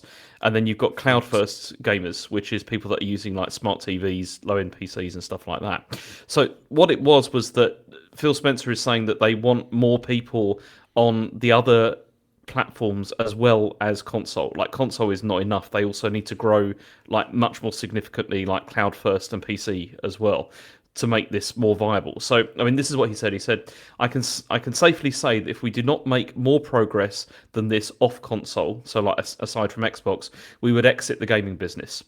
Spencer said this is referencing this presentation. He says, if this were the outcome, I don't believe we'd still be in the business. And then he said he told the FTC that Microsoft needs PC and clouds to reach far higher numbers in a faster time frame, and he hopes that to achieve this by 2027 because apparently the current projections are not so good, and it needs to be done more quickly. So really, this is the whole. Made reference to that before, right? That the projections are not as high as they were expecting. Yeah. So is this just more? Ooh, we're rubbish. Please let us buy Activision. Yeah, I think it could be. I mean, we don't know when it's dated. This stuff, right? I mean, I don't believe for a second that they would leave. Honestly, I think so this isn't from the leaks, Dave. This is from a hearing. Yeah. Between the FTC and Microsoft. Yeah. Right. Okay. Sure. So yeah. Yeah, so basically the whole thing is that he is arguing that they really need to grow the other side away from Xbox, as in that you connect with Game Pass, but not just through Xbox. And I mean, he said he wants it on everything. Everything it needs to be on everything. But the problem is there is still resistance to that from different. Like if you want it on iOS devices or even on Android, it's more difficult because other companies also have their own stores that they want to promote, and it's difficult.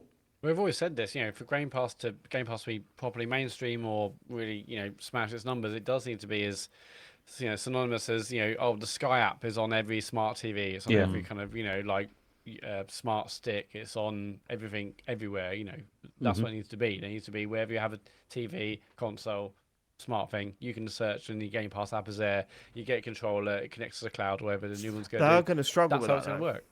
They are going to struggle with that. I genuinely think they're going to struggle with that. Yeah, because they don't want to pay the 30%.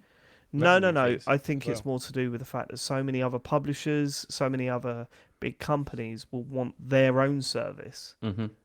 That just letting Microsoft have their service on their system is not going to be an easy sell. Maybe 10 years ago it would have been. It's like, wow, we can have an Xbox thing on our thing, great.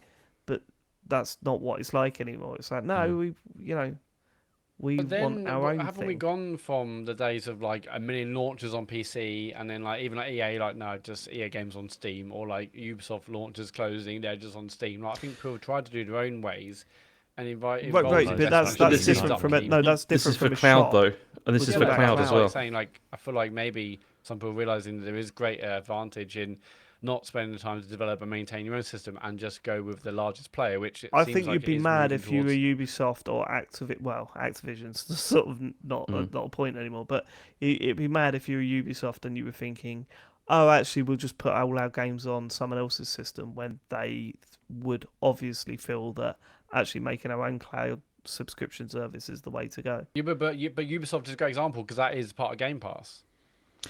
Yeah, like but Ubisoft if you... Plus. Is it? Is it? There's Ubisoft Plus and there's like EA Play and all that kind of thing. But the thing is part of Game Pass, Ubisoft Plus. Oh, Game Pass Ultimate, I'm very sure, yeah. I don't think it it is. is Know it? that. I know EA I thought Play it got announced. No, not.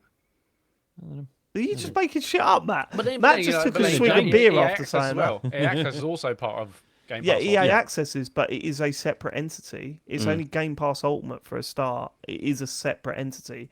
Like, so what's probably happening with them is, yeah, we can wrap it up with Game Pass Ultimate if you're paying us a significant amount of what a subscription to our service would be. That is still very separate, and it is still a point where EA could just turn around and go rip it out of EA Game Pass Ultimate. Like, it's still a thing. It could, but there must be a benefit to actually being part of what it seems like. Yeah, because they're getting a chunk of a subscription price cost for each. And get more eyes, more players into it, and more players equal for buying DLC. What would be the benefit though? Because if you're in the future, if we're looking at a future where you've got like everything's delivered through the cloud, right?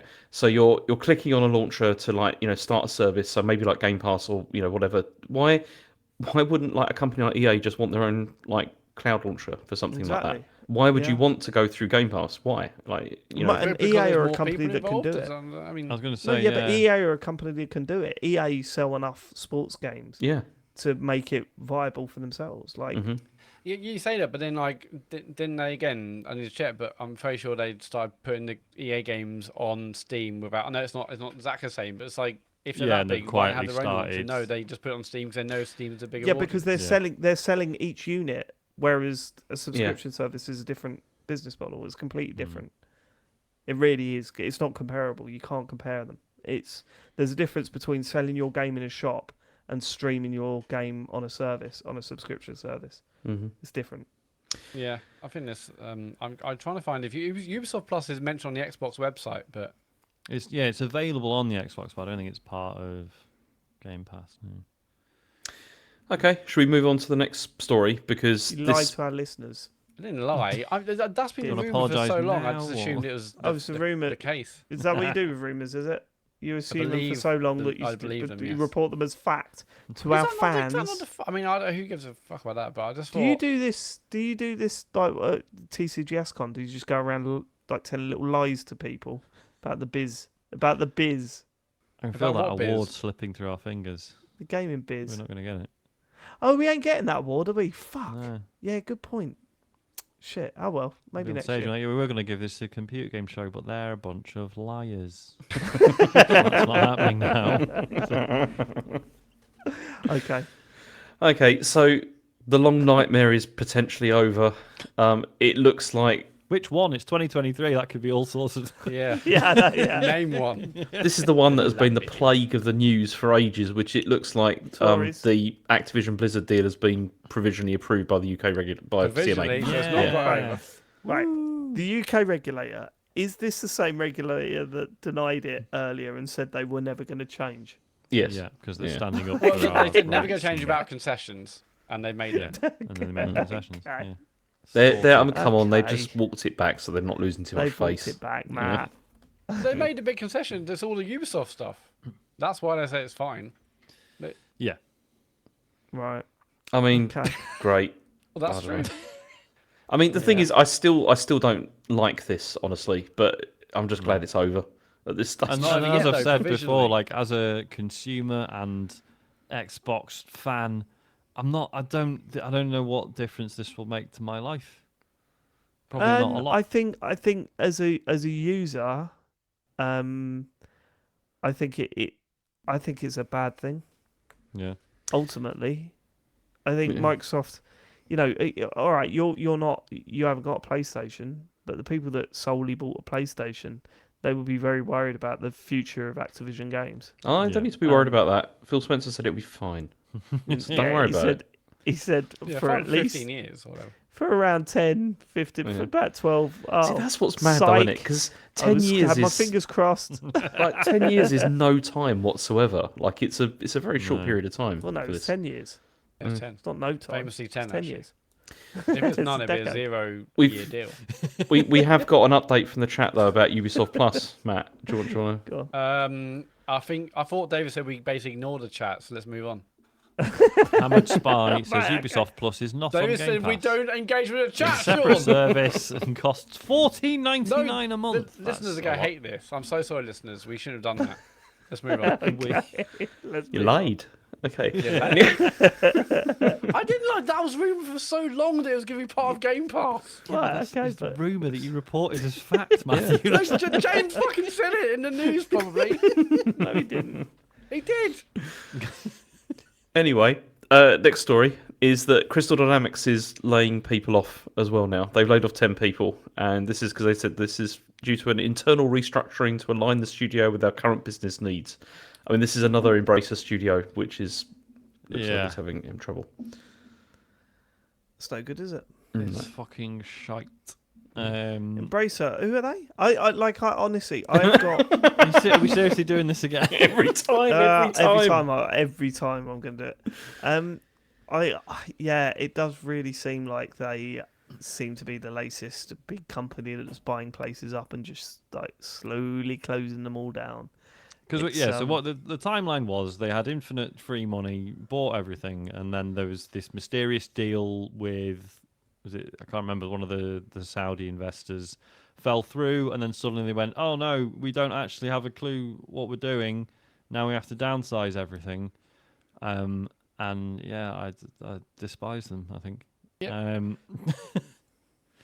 That's about the They size of it. sound like a tech company from one of those Cyberpunk games. Do you know what I mean? Yes. Where you're like, basically, oh yes. god, fuck those guys. It's like it just Yeah. feels like they wanted to Let's- own the things, but had They'll- no idea of how to run the things. You know what I mean? It's like The missions start where you hack into the billboards and scramble their adverts, and then they end up with you breaking into their offices and stealing code or something, taking them down. is that what we're going to do? Hacking the mainframes. Yeah, should we do that? Mm-hmm. Yeah, sounds good. We could all be like a co-op game. We've all got our own specialities. Sean will be the tech guy that's not actually on site. He's just The reporting. guy in the chair. Yeah, you're definitely the guy in the chair. James is he's the face of the crew. He'll be, what I mean is face from A-Team, where he'll be dressing up as various different characters from within the offices. We'd walk in and James would be dressed as a security guard and he'd wink at us as we walk through. He's turned off the fucking metal detector. Matt's the hacker. I'm the all-ripped action dude. I think that's the archetypes, right? We are... I want to then switch to being a janitor that's like leaning on my mop. Yeah, James just constantly the dinner lady, and that'll be the light relief because you'll have a wig on and a pinny. Would you like some meatballs? And we'll look over and we'll wink at you, and you'd like sort of chuckle, and then the credits will roll. Yeah. It's What's funny, the question? Love it when we're breaking into IKEA. Matt made this point on WhatsApp.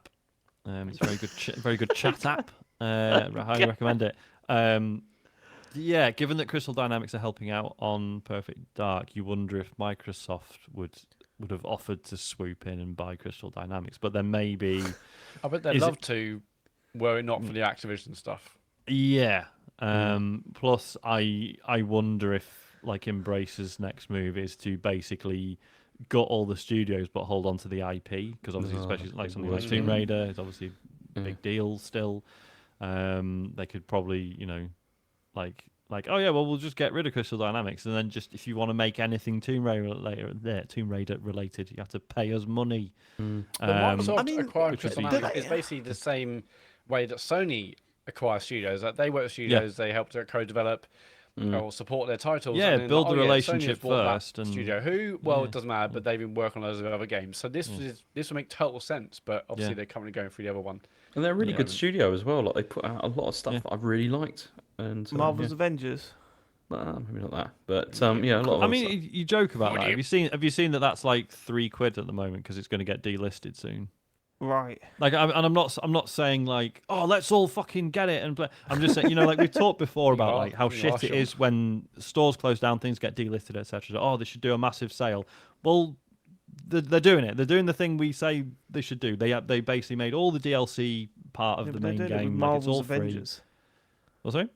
They're doing it with Marvel's Avengers, though. That game is a confusing mess. They're doing the thing we always say that people should do in these situations. Is Tomb Raider still a thing? Yeah, I think it is. And the reason why I'm saying that It's massive. is because, but Shadow of the Historically. Tomb Raider wasn't massive.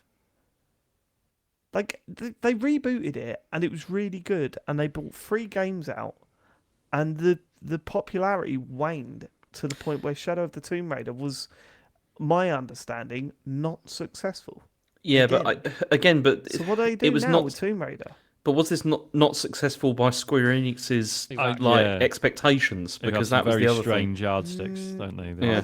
I think that was Rise of the Tomb Raider that was causing the stir. It was Shadow of the Tomb Raider that was genuinely a bit of a bomb, I believe. But I would also be up for another reboot. Just call it Tomb Raider again. Let's go. But you can say that about anything, Matt. You'd love a reboot of anything. Yeah, You'd love that. Name something then. Go on. Mario Kart reboot. If it was a reboot, doesn't need to be rebooted. It's got that's No a terrible items. example. that's the worst possible one he could chosen. The current one has like 1 million tracks, 1 million characters. That's what you want from a Mario exactly. Kart It's game, got not a too reboot. complicated. It needs a reboot reboot it. Take it back to basics, baby. Name something else. Phil will Sega suggest Rally. TCGS. Yes, I was going to say Sega Rally. Yeah. Doesn't it reboot though? Just Nights bring out into modern Dreams. consoles. Next. Fighters Megamix. We don't need Nights into Dreams. We've had Balan Wonderworld. Reboot examples. True, that's a good point, James. That is a good point. Okay, fine. Okay, last bit of news is Steam Deck follow-up is not likely until late 2025 or later. And Why are you talking like a robot? Steam not. Deck That's weird. not likely until Well, we late replaced it with AI, 2025. Dave. Trying to Because he never Exactly. turns up, so I just get the Right. AI version. Do you know? I did that thing the other day with with the with iOS 17. You can you can create your own voice. Have you? And Can Yeah, I you haven't do done that that now? yet. I've already done that. I've Yes. already got my own voice, mate. it's not. It's not. You It's I found need not an very iPhone good. for that. Yeah. It's not very Classic good. Android user. Look, we've had that for years. Yeah, all I right. created my all own right, voice sure. for 38 years, mate. Did Big it deal. work, James? Can you give us an example on your Do you phone? want me to Go on, try play it? Because I Yeah, can. go I on. can try that. I don't I think wanna it's hear very it. good. Can you read out the headline? Yeah, of the, Can you of copy the and paste Steam text? Deck How's it follow-up. work? I've Yeah, never you done can. this Yeah, you myself. can do that. Hang on. Let me just try Steam it. Deck follow-up not likely until late 2025 or later. Oh, it's not Go on. working. What's going on here? Brilliant, excellent. Thanks, it just Apple. works. Great phone. Thanks, Tim. Yeah, I haven't done Apple. that yet myself. But Oh no, here we just go. Here we go. while- Do it. Right, Here we go. Here we go. Can you Um, copy and paste text? How's it work? Right, so Shall I this is AI of James's voice. Let's Okay, hear so this is Steam Deck. No, this isn't. Does This it isn't the app. This isn't the advertise AI. it? I'm just Sorry, typing Blue in. Lou in the chat says James is plotting to have an AI replace him on the pod. Yeah, 100%. Yeah, if he could, he Go would. on. Until was it late 2025? Right, okay. Mate, James has Good got radio, those this. half moon glasses on at the end of his nose, and he keeps looking at the. Right, here looking we at, go. oh. I'm gonna do it. Right, here we go. Right, let's go. Steam Deck follow-up not likely until late 2025 or later. So not now the can you play the best. AI one, please, James? Not the best advert for that service No, from it's, Apple. it's, There is it's it? really not that great. No. Yeah, no. Not that great. Yeah. Okay. Yes. Right. I am mixed feelings on this because I didn't buy a Steam Deck day one, and as you know, day one or death. What's the point otherwise? I might as well wait for the next one. I'm like, well, it's been Take over the year one or anniversary. death. Maybe they'll announce a new one. 2025. I'm like, well, I mean, I get it. It makes sense. They don't have to do one every year, and it's their first device of this type. It makes sense to learn a bit. But maybe that means I'll get one. It's funny, It's isn't right. it? I think, Because I of the- think that's a good shout. That I like Oh, that yeah, 'cause definitely. it means. Absolutely I'll right tell move, you for why. sure. I'll tell you why. Because if you buy the next, like when they announce the next Steam Deck, you're not thinking.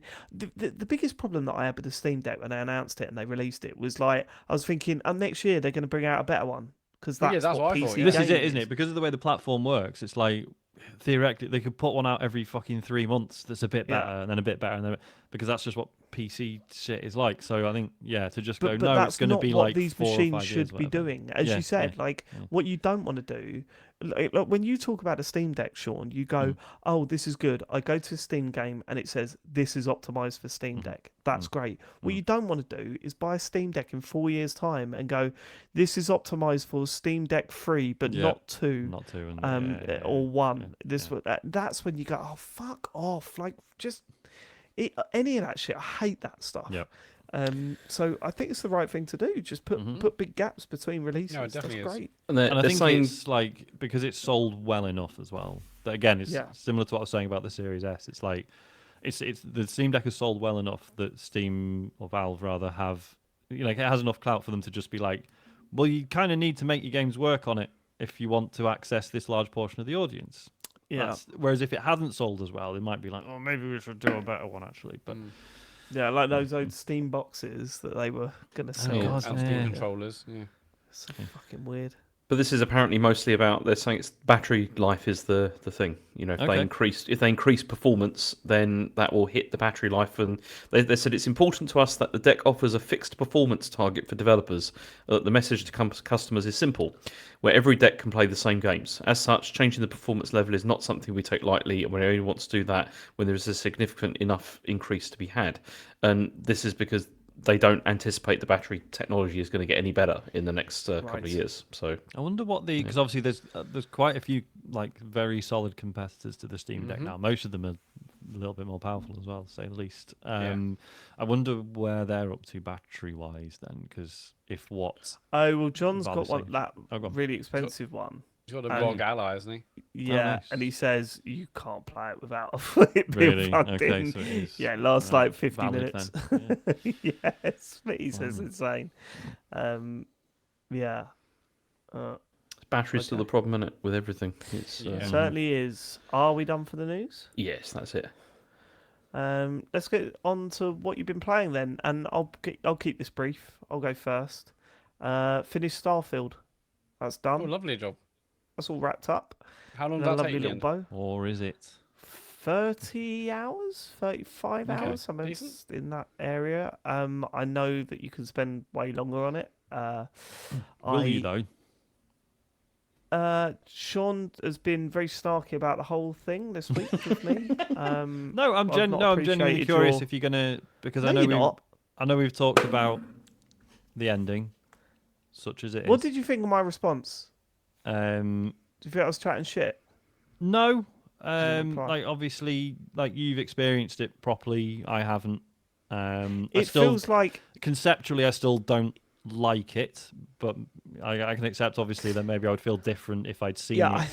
well, it's funny, isn't it? involved, Because you know. conceptually, I think I don't like it either. However, I do think it's an incredible way of dealing with a lot of complaints people have with the Yeah. end games of RPGs. And I know you've played games with more interesting ideas. I mean, there's certainly a bunch of RPGs you told me the ending to that's wild. But this seems to be a way of saying, no, you might have several ways you like to finish an RPG, and here are several options to do that within this game. So what happened was midway through last week, it was sort of do or die for me. I didn't know whether I was going to just uninstall it or keep playing it. So I stuck it on easy. Okay. And that resolved a load of the combat issues that I had with it. Not the combat itself. I like the gunplay in that game. My biggest problem was the fucking ammo. You know what I mean? Like constantly being out Does of that ammo, carry and on not being a knowing where to thing buy then? it. Yeah. Not when you reduce the Right. difficulty setting, because it was becoming worse and worse because enemies were getting harder and harder. That's how games work. But by enemies becoming harder and harder, it meant that they took more bullets, and it was fucking infuriating.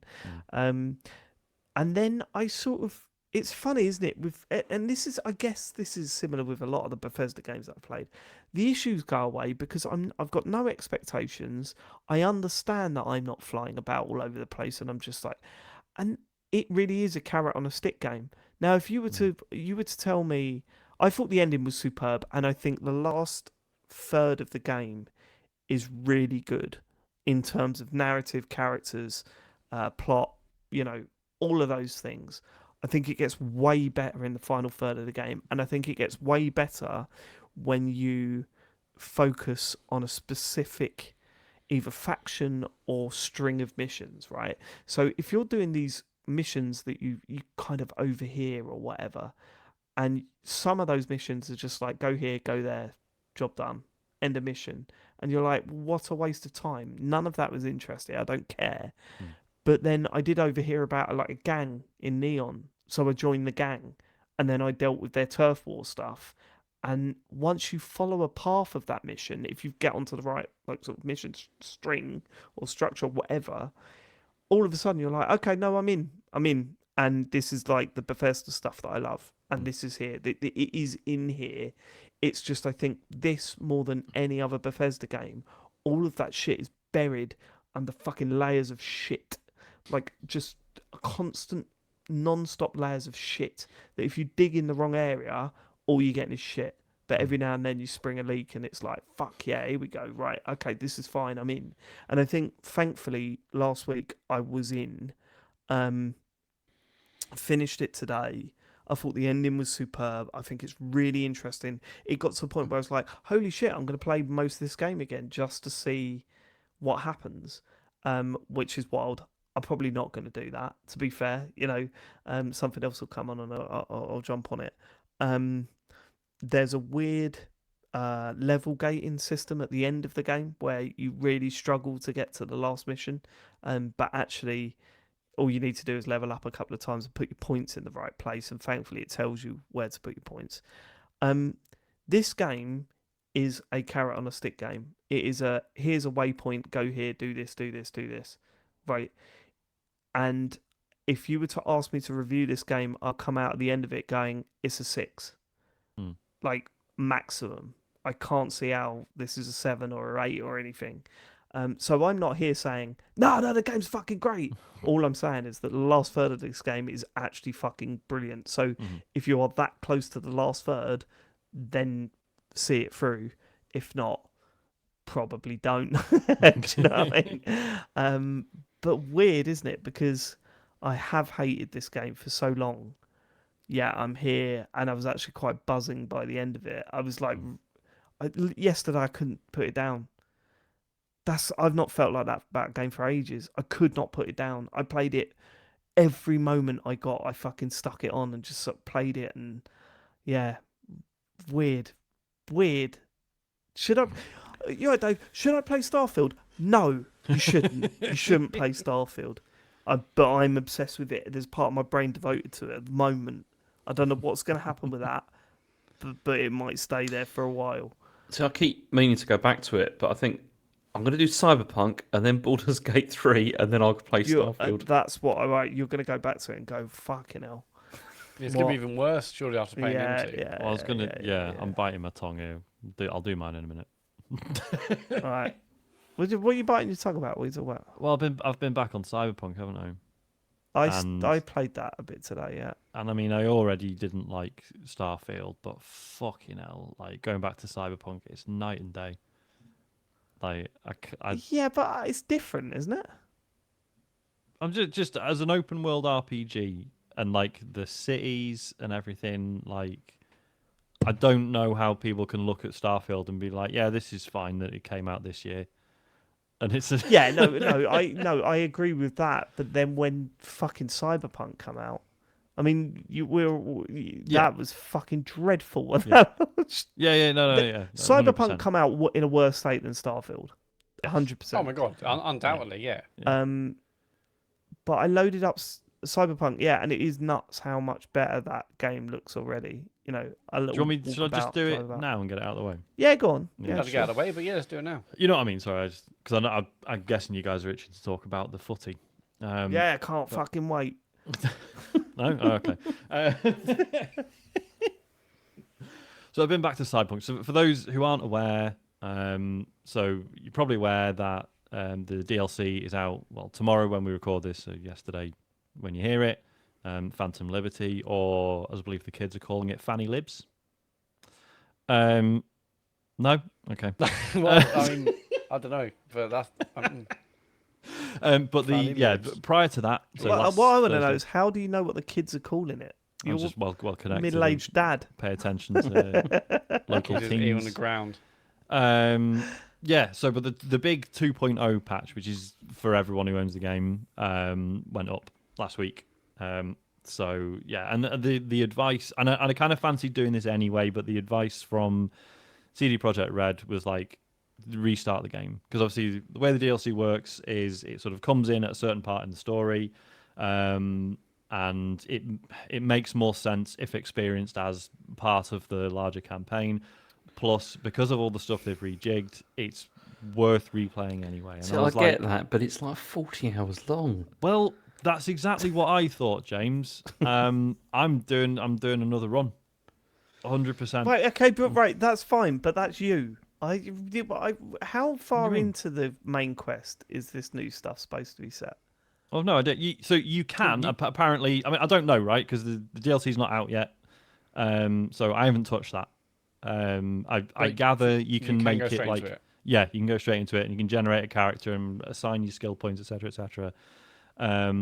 But yeah, like, so I was like, right, I'm going to restart the campaign. I want to do it organically, and when the DLC comes out, I'll be ready for it. I've had an incredible time going back to it. Like, honestly, it's amazing what they've done with it. So how many hours did you put into it first time? I finished it. Of course, I can't remember how many hours it was. It was like for the amount I enjoyed it. Put It was about nearly 40 to 50 hours in. It took me about 40 or 50 hours, I think, to finish So even it. with that, you're playing again and you're still absolutely loving it. Almost like it's a new game, or I wouldn't say it's like it's a new game. It's because it's one of those where, like, because all the stuff they've fixed is like on an individual basis, none of it is interesting, but it all adds up to, like, I can now play Cyberpunk and not constantly be thinking like, oh, well, that's a bit shit. Oh, I'm not sure this is working correct. Because that was the whole thing when Cyberpunk launched. There was even playing it on PC, so like performance issues, like for me, weren't an you're issue. playing it on PC. Well, so I'm playing this on Xbox now, but Right, I was about to say, because Yeah. I've just looked at your stats and you're 13 and a half hours in. I was like, Yeah. well, hold on. You completed it and you've started a new run in 13 and a half hours. What? So playing it on the PC back when it came out, like there Yeah. were bugs, but also the bugs were sort of covering up the fact that like there was just loads of weird design decisions or things that were just not done well, right? So yeah, it was an interesting experience, and yeah, basically playing it now, there are still bugs, right? I'm still getting some weird glitches. I saw some police driving a burned out police car recently, Yeah. earlier today. Maybe they driving just that around. fancied it. Yeah, this is not an issue. But yeah, it's just I didn't, because I was lukewarm about the base game, even though I finished it. There were things about it I liked, but overall, like loads of problems with it. I didn't realize how much of my brain was like when I was playing that game, how much of my brain was just being like, this isn't right, like just seeing the problems all the time, right? And that's just gone. I can just shut up and fucking enjoy it now, and it's great. Like the way the skills have been changed. Again, the base game, the skill system was like, I can't describe to you what was wrong with it, other than I looked at the skills and was just like, okay, I don't know, I can't really see like a build here. Like, and I remember like getting halfway through the game. Because that was it. Because I really like the idea of, they showed off like the mono wire, right? It's like a melee weapon you get implanted in your wrist, and it's like this wire that's like one molecule thick, and they show these videos of you like whipping people with it and the limbs coming off and stuff. So I was like gearing my character. I was taking all like melee weapon skills and stuff. It's like, yeah, because I'm gonna get the mono wire. It's gonna be fucking sick. And then I got the mono wire, and it was like it deals non-lethal damage. And uses like the brawling skills, not the melee weapon ones. And I was like, what? Why? So then I had to like use, I can't remember, like pay money to like respec and stuff. Yeah, and yeah, and it just little things like that were just really irritating. And that's all just out the window now. Like I'm looking at the skill tree and being like, right, fuck, this is what I'm gonna be like a fucking cyber ninja, right? I thought it had changed because I was looking at a skill tree today and just going, and I had like, for some reason, I had like 9 skill points, and I was like, I wouldn't have had 9 skill points when I left off. Like, where have they added like skill points that you could add or something? Because I was like, this is weird. So if you're loading a save in one of these, if you're loading a save from part way through it, basically it's refunded everything, and you can, because it's a completely different skill tree now. Okay, yeah, it looks incredible now. Really interesting, yeah. And you can see, like, or like just glancing at it, you can see where the synergies are, right? So I'm looking at it, and it's like there's this new skill. I think it's called like, well, it's not a skill. It's a mechanic called like mitigation, right? Which is basically like bullets probably won't hit you, right? And it's like, and you look at it, it's like, right, so I get mitigation. Like if I take all these skills, I'll get mitigation when I'm crouched or when I'm dashing or when I'm invisible and all this. And they're like, right, so I'm basically, if I take these fucking skills and make sure I do these things in combat, like no one can fucking shoot me. Or I can engineer it so that I'm like getting healed every time I kill people or every time I go into stealth or whatever, right? And they've added this new dash, which like all characters have by default. You press B and you can sort of dash around a little bit. But then, like, you can upgrade that, right? So you can extend the length of it. You can make it so that if you do, like, a charged melee attack at an enemy, you will dash towards them and take their fucking head off. And just all this cool shit. You can fucking dive out of your car and slide along on the ground with your gun out.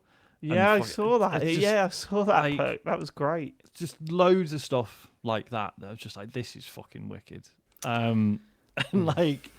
Because obviously, I mean, because how much of it did you play back in the day, Dave? Did you finish the first act up to the heist and stuff? I did the heist, yeah. Yeah. The heist where you get caught in the top floor. And... Yeah, I did all that. Because obviously, like, I think, even people who didn't like the game overall, everyone sort of admitted, like, oh, they put all the best shit in that first act, right? And then it kind of peters out from there.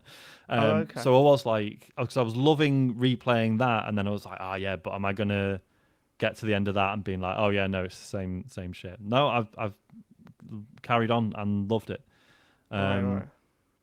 Yeah, just having a really good time with it. And as I say, it's just so nice being able to play it without worrying about like, is this working? Do I need to fuck around with the settings to make it run a bit better? Like, is this quest bugged? Am I supposed to be hearing this dialogue because it sounds like out of place? All that worry is just gone, and it's just like, I mean, it's probably like by the time I've finished it, I'll probably be like, yeah, it's like an 8 out of 10 overall. I don't know. I'm not saying it's like holy shit, it's game of the year. It's just if you are one of those people who's been sat on a copy all this time because you've heard about the issues with it and when's the best time to dive in, this is it, 100%. Yeah, it sounds like this is the game being released. Yeah. I loaded it up again. The DLC, yeah. Yeah, I loaded it up again, and like, I mean, just the handgun that I had, I was like, oh, hello, old friends. It's a really nice gun. But then I also that's the other. Sorry, go on.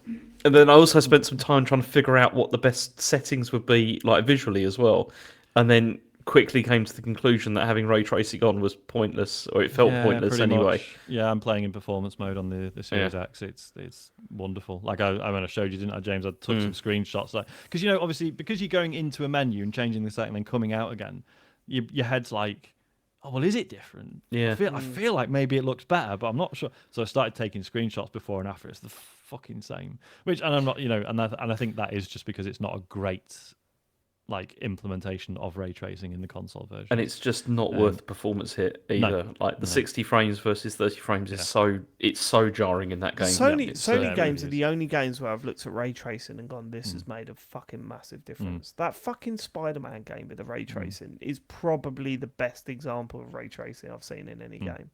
Like it makes they mentioned last week there's loads more, isn't there, for the new one? Are they launching that though with that stuff? Yeah. But there's even more now, and they're more dense crowds with like the performance.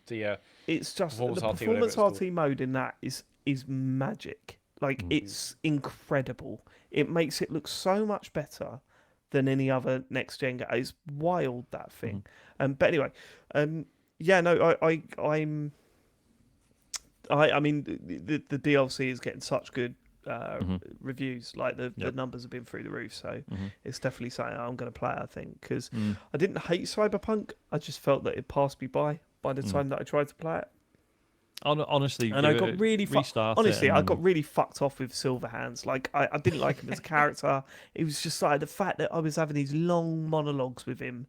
I really fucking hated that character, and I hope it gets back. But it was all like, hey, yeah, no, well, you don't know about the world, and I'm like, shut the fuck up and just leave me alone. Like I really hated Silverhands, and that was one of the things that made me stop.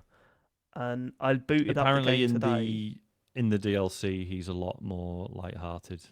Good. And he looks more like Kiana as well, doesn't he?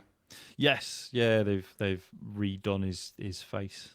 I booted up the game today, and I realised where I'd quit, and it was a long monologue with Johnny Silverhands, and I went, "Is that his name?" I think so. It's Silverhand, singular. There we go. The clue is that he's got one silver hand. I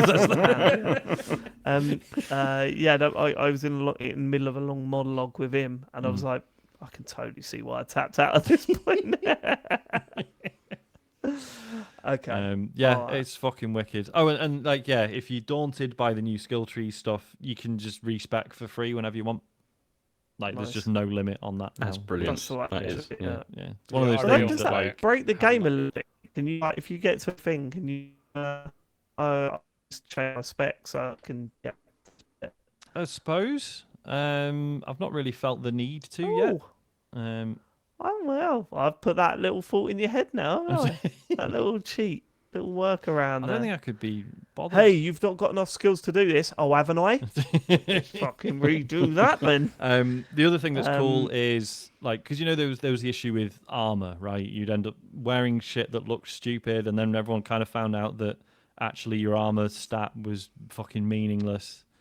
It like there is no armor stat on your clothes now. You can wear whatever the fuck you want. Armor is now like a cyber thing. That's implant.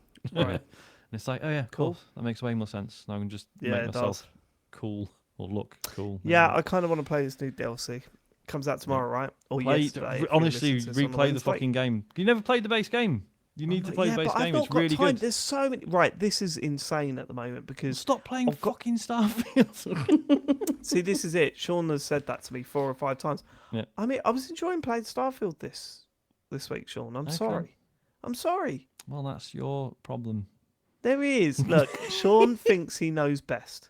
Listeners, this is his Honestly, I arrogance. cannot understand why anyone would play Starfield over this. Oh, No. you can't because you think you're it. I do think I'm it. Your connection's gone very funny, Dave. By the way, are you aware? Oh, really? What's happened? Yeah, you Do we go. need to I thought address that was it? Going me. a bit Been robotic. quite robotic. Yeah. I was hoping it Oh, was just shit. going to be brief, and then I wasn't going to mention it. But it's Right, happened okay, a no, couple that's of fine. times. I think the recording's fine. Is So, it the? Oh, It is should just I an check? internet thing. Yeah. Is my video shit as well? Yeah, It's a bit framey. going out of sync and stuff. Yeah. What should? I'm tempted to listen back to the recording if I do that. we Oh, have the to recording, in stop fact, and it's very export. clearly just a latency thing. Yeah. Oh, really? Yeah. Yeah, Oh, this, it'll be maybe fine. Joe's Let's carry doing on, I something on the reckon. internet then. Yeah. I Tell won't Joe do to get off the Twitter, torrents, it's mate. ridiculous. Yeah, she's downloading all sorts. Right, okay, where were we? Yeah, oh, right, okay, yeah. Back to taking the piss out of you. I don't. Well, we're editing all this out. I love you, Sean. That's right. Right. That's it, isn't it? You just think you know best than everyone else. No, play the game I like. Completely I don't like that game. objectively, I don't Yeah, but stop. understand. Right, okay. No, that's not objectively. That's subjectively. You cannot say completely objectively I don't understand. Like that doesn't work. No, I mean, That's- completely objectively, I cannot see any reason why you would play Right. Starfield over Cyberpunk. I mean, Dave, This is old. I'm on your side with this one, Dave, because I mean I've played through a lot of terrible games that I've not given up on, so I completely understand where you're coming Yeah, from. but you've admitted that that's Oh, like a fucking problem. hell, I you need have, to James. play Cyberpunk then. Jesus Christ. My problem is this, right? The end of this year is insane, right? So there's several games that I'm looking for. I'm really looking forward to Spider-Man 2. Like that is the game that I'm looking forward to for the rest of the year, right? I want to spend a ridiculous amount of time on Spider-Man 2. I also want to play Baldur's Gate 3 because, I just John sold it to me. Sean, not so I much. know. It's fine, I know. And then to think of playing like Cyberpunk again, like I don't know. But you barely I'll do played the it before. It's DLC. not like you've already finished it and you. Listen to him. I'm giving you my point of view, and you're just writing it off. I'm just saying, Why don't you the listen? thought of playing Cyberpunk all the way through. You didn't play. You only played 12 hours of it or whatever. Yeah, but it's like a 40-hour game, isn't it? Yeah, but it's really good. It's And tough, isn't also it? fucking. Because I want to play. I mean, I want to see what Baldur's Gate's like. I would like to play more Starfield. I would like to play Final Fantasy 16. Like these are all like massive games. How can I do all that? I can't. It's Especially when there's- fucking Go on. FIFA's in your life again. FIFA, Spider-Man, Mario Wonder. Yeah. It's one of Wait for those, James isn't to it? go, If it wasn't for FC 24, if it wasn't for the show, you'd just be like, well, I'll get around to these over the next 6 months. Yes. But unfortunately, there is a Now time we have pressure. 3 months. Yeah. I think there'll be a gap, won't there, next year? I think there's going to be a Yes, yeah. huge gap where I we think can you're right. sit and just play things we want to play rather than what we feel we have to. But Mhm. let's get on to FC24, and it is called FC24, I think. EA Sports FC 24, yeah. Right. Well, it's EA FC24, isn't it? But It's EA Sports FC 24, but surely right. it's called EA. FC. So the game is FC24, right? Mhm. Because you don't say Peter Jackson's The Lord of the Rings or whatever. You say The Lord of. Oh, I do. You Did he do didn't The Lord used of to the call Rings? it EA Sports FIFA like every year, Dave. No, you didn't. So it's FC24. So this is the new FIFA. It's the same game. Yeah, And I love it. And I hate it. The But I also front love end it. looks better, I thought. Yeah, I think menus UI definitely better. I think it's nice. No, I hate the menus. Oh, I Why? think it's just They're a lot looks- snappier. Yeah, but it takes longer to get anywhere in them. Because Like, the it really more does. depth to the menus. No, when you've got a tiled system where it pins your latest stuff, it just works so much better than just a list down the left-hand side.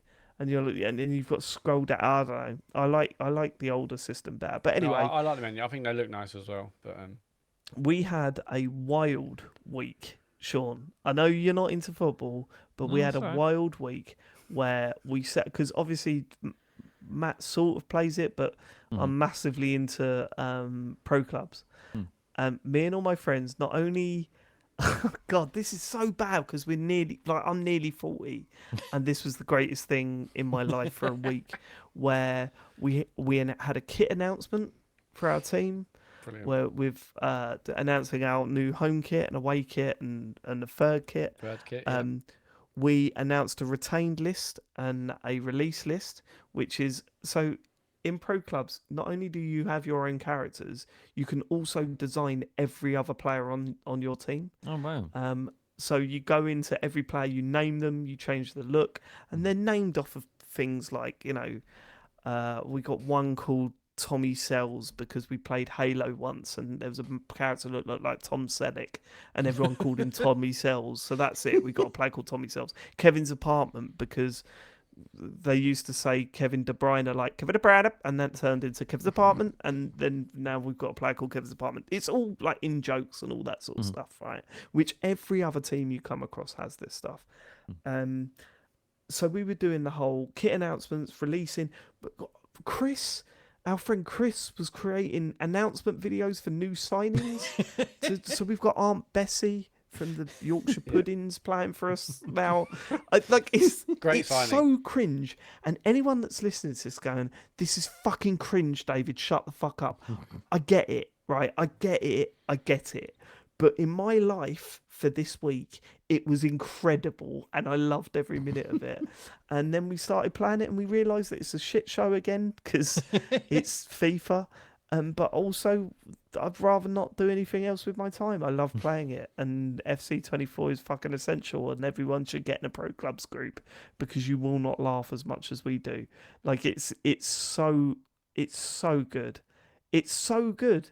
The concept of being a single player in a group of mates playing a fucking multiplayer game like this is mad. And the only other thing that I've got to say about FC24 before I hand over to the others is I don't know if you've noticed what they've done with Ultimate Team this year, but I have loved every minute of it. So you know what Ultimate Team is, Sean? I do. You build for those of you that don't know, you get packs of they're like playing cards and they've got players on them and you collect them and you can sell them and trade them and open up packs and get new players for your team or whatever.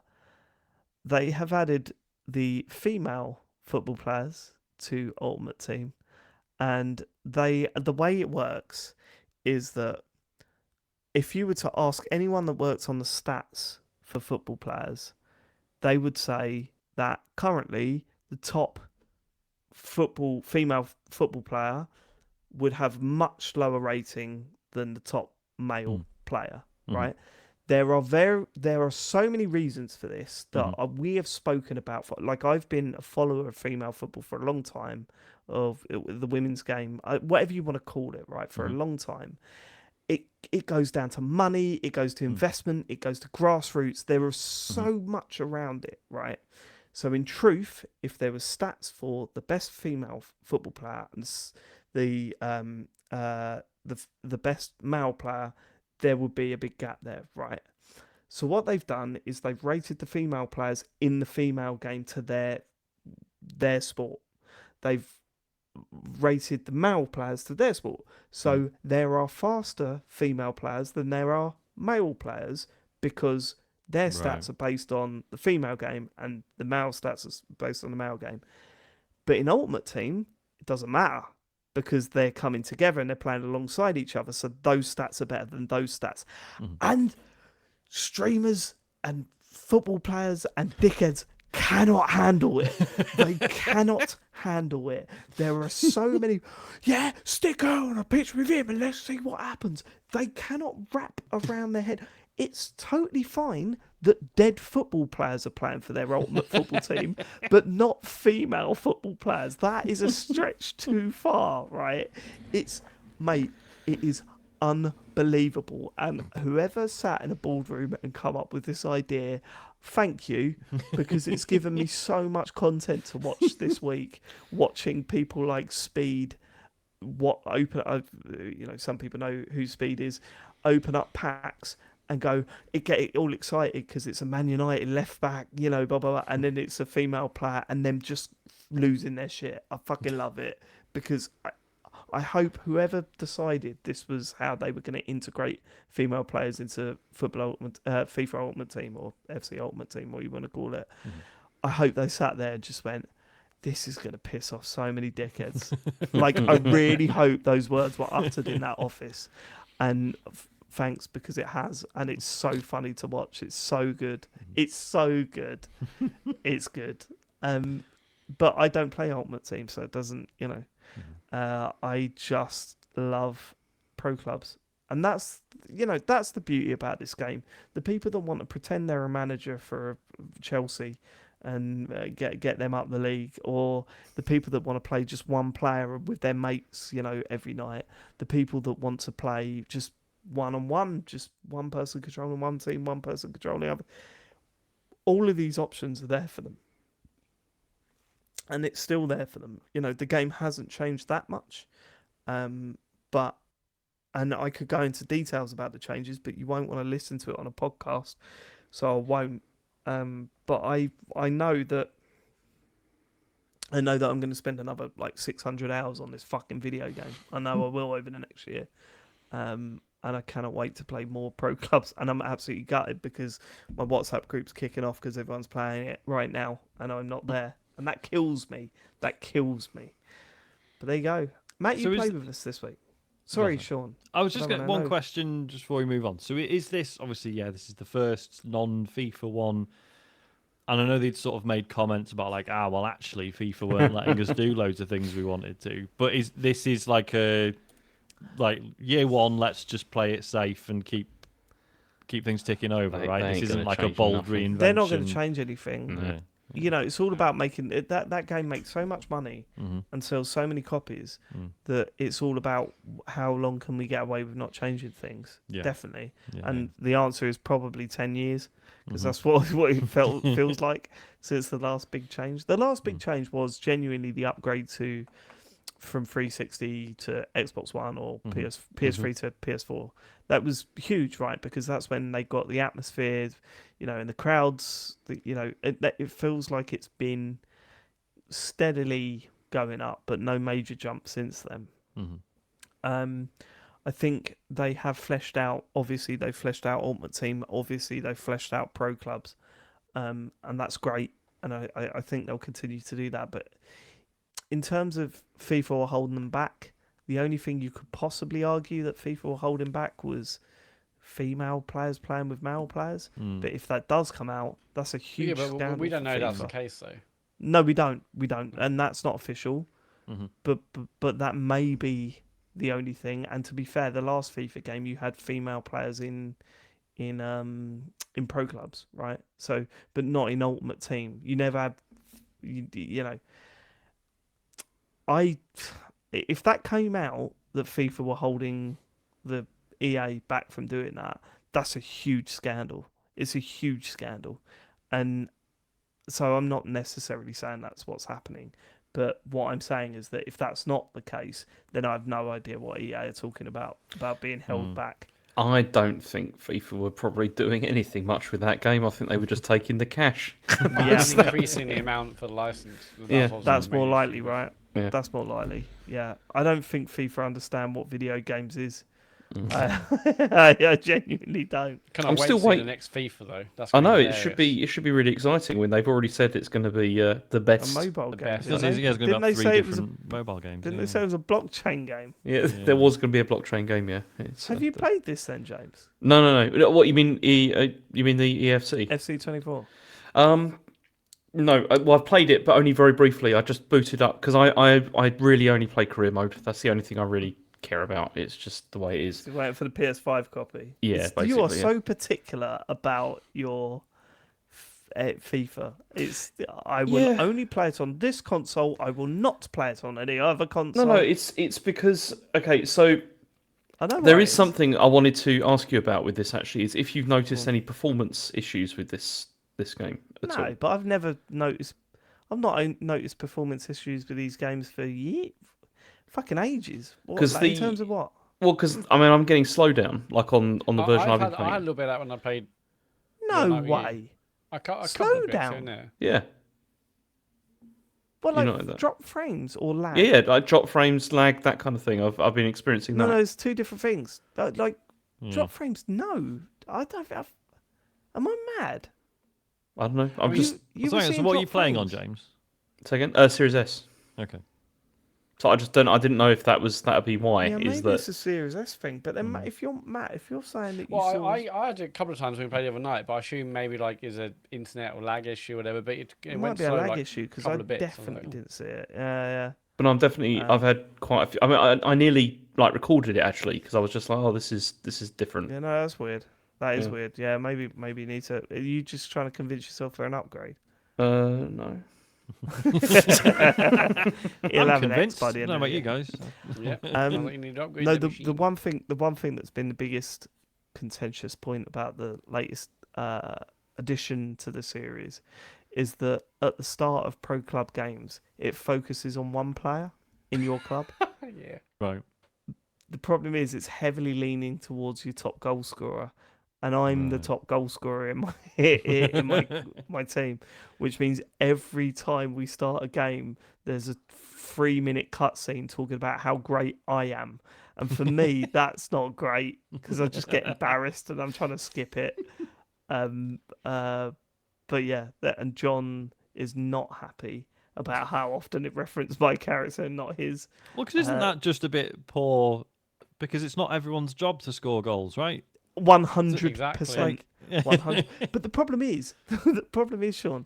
So they realise that with a rating system. So you get a rating system as you play. It's constantly on your screen. You've got a 5.6 out of 10. You've got a 6.6 out of 10, right? But it was always traditionally, if you scored 2 goals, you were 9.3 or whatever. No one could touch you. You'd always be man of the match, right? If you scored a hat trick, it'd be wild. They overcompensated this last year, and this sums up what EA does with this game.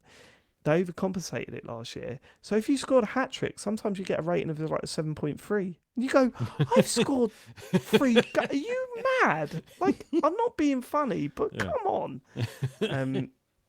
So they might patch it later to take different things into account, but at the moment it's just like a big sort of parade for my character, and everyone else is sitting there just fucking hating you because you're the only one getting the celebration before the game. But yeah, It kind of goes kind of behind the scenes, like it's you're showing like the dressing rooms or players walking through the all tunnel, that kind stuff. of stuff. And they've made the big effort to make it feel a little bit more special. You do see your fans in the crowd, and you do see it's all that cutscene. And like when I'm you not pause it convinced at by this. half time, you see like 2 commentators, don't you? Kind of Yeah, that's there, weird. which is weird. That's weird. 'Cause you They're don't hear just them. 2 old white men. You just with see a 2 old white finger, men look like they might be presenters or commentators. Not you Yeah. don't hear what they say. They just say like, Yeah. okay, not needed at all. But I can't believe they've added that and they've not added, VAR or anything like that. There's that's what so I much thought. of the I thought, game like, they surely just it's a year haven't for VAR, fucking but- added. I'd have thought they'd have had that in. That's a surprise. it's got to be So- next year then. Yeah, there's a bug in the game where sometimes you'll launch and not everyone loads in, so you all have to quit out the app and then reboot it to get back into the thing. They haven't addressed that. That's still in this one. However, they have addressed my celebration, which is usually you're supposed to point, but for some reason, for years, the finger comes out curled up, like it's just curled, and it's always confused us why he points, but the finger's curled. Well, they've corrected that now, and it points straight, but they haven't fixed the bug where you don't all load into the game. It's insane. It's insane, but I love it, and we're going to be playing it again for another year on. Matt. Yeah, I've enjoyed it. I mean, I've been away this weekend, but I did enjoy playing it. This is the kind of thing I feel like I'm going to have to play for weeks and months to really like properly compare the two or see side by sides. It feels like it's more the same. Hold on, when have you ever played one of these games for months? Well, exactly. I think I'm going to have to. Also, I did play the other one for way longer than just 2 games. You had like 40 games, which is a very low amount of games. That's still a decent amount of games. It's Is not it 40 that games? many, I Matt. didn't show numbers. I think it was like 40. I think I scored nearly 1,000 goals. So Well, I didn't play as you much as need you, to- obviously, but I still played. Well, play enough, as much as us then. We're on every night. We love it. When you play, it's great. Just play with us. No, and I love doing it, but I just can't do I every don't know single if night. you do. Anyway, What I do love is that they've added kind of first-person ref views I sometimes hate if you that. get a card.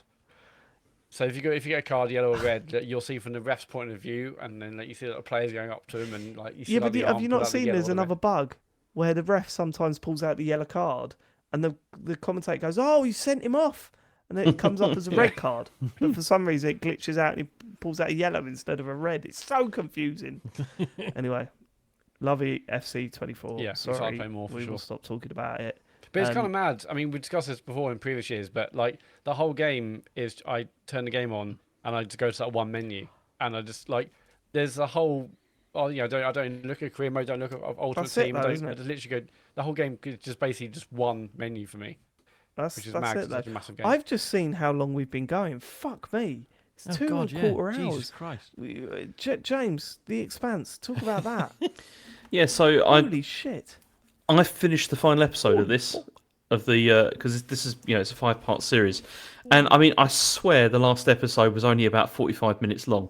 Like, definitely, it was You've only said that about. for the past 3 episodes. It's true, Shorter and but then, shorter. then I checked like my time played clock, like for the game, and it was 4 hours. Like for the all 5 episodes. Holy shit. Not. That strikes me as being quite short. It's. Yeah. I mean, the thing is, I didn't collect everything because that's something you can do in the game as you're going not around. enjoyable though, is it? the No, it's collecting not. stuff? Like I said, like just look it up, like where the locations are, because it's not fun. They're not fun treasure hunts. Yeah. It's puzzles also or not. anything. It's not like obviously on the path. Like I missed the one of the collectibles in the first episode. It wasn't like, oh, that's probably just to the left or here, but it's like I didn't know where that was unless I would have had to Google it. Yeah, they're not like satisfyingly hidden. No.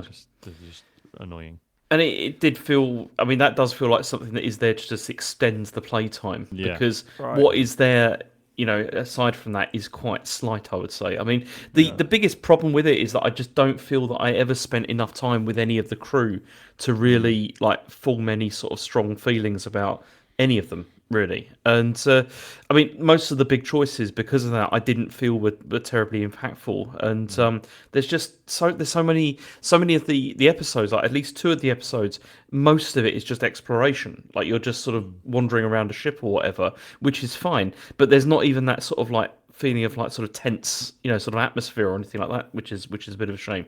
But it's just, and it's so short, honestly, that I thought I'd missed things. Like, when you're just like, hang on, is this glitched or something? And it's just, I'm just missing something. So I went back and like looked at all the decisions to make sure that I had actually done all the decisions, and I had. It was all there, and it's just that was the big problem. There's just not enough time to build like the character interaction or to really look at the motivations. Like, Drummer is brilliant. Like, she's a brilliant character, and she's the only thing in this that I think is brilliant. She's so well acted, and it's it comes across well, and it's not a bad game. Like, it's in no way a bad game.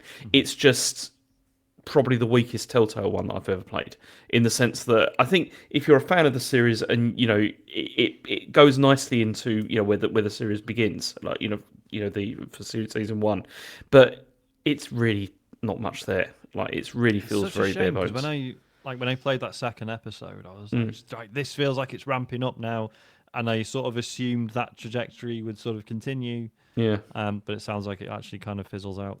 Yeah, and that's how I feel. I mean, I still would say go back and play it. I mean, you'd be done in a couple of hours anyway, so it's not that it's not a massive time commitment.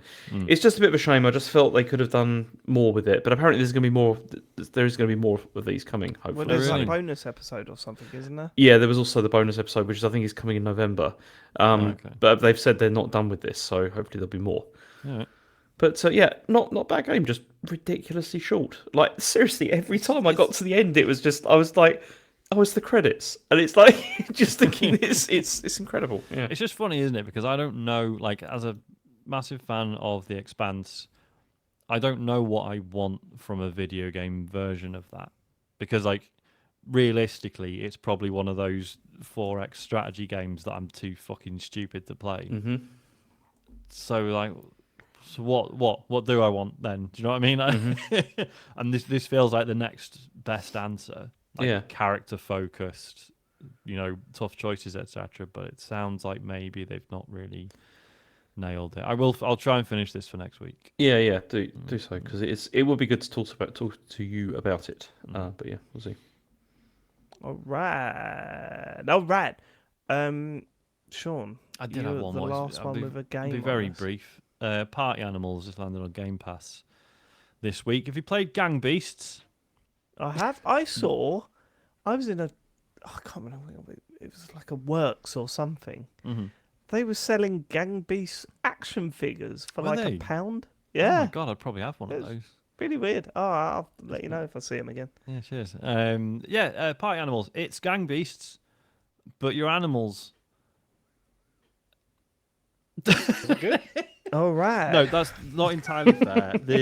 Some of the levels are quite fun. There's ones where there's like you're on two trains and you're trying to load coal into the engine to make your train go faster, whilst people are jumping onto each other's trains and beating the shit out of each other and stuff.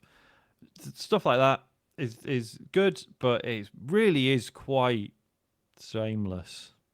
How it just is Gang Beasts. Hold on. Is it getting Ori and the Blind Forest Yep. DLC? Yeah. Well, it feels like Gang Beasts, but also they've played Fall Guys and gone, oh, well, hang on a minute.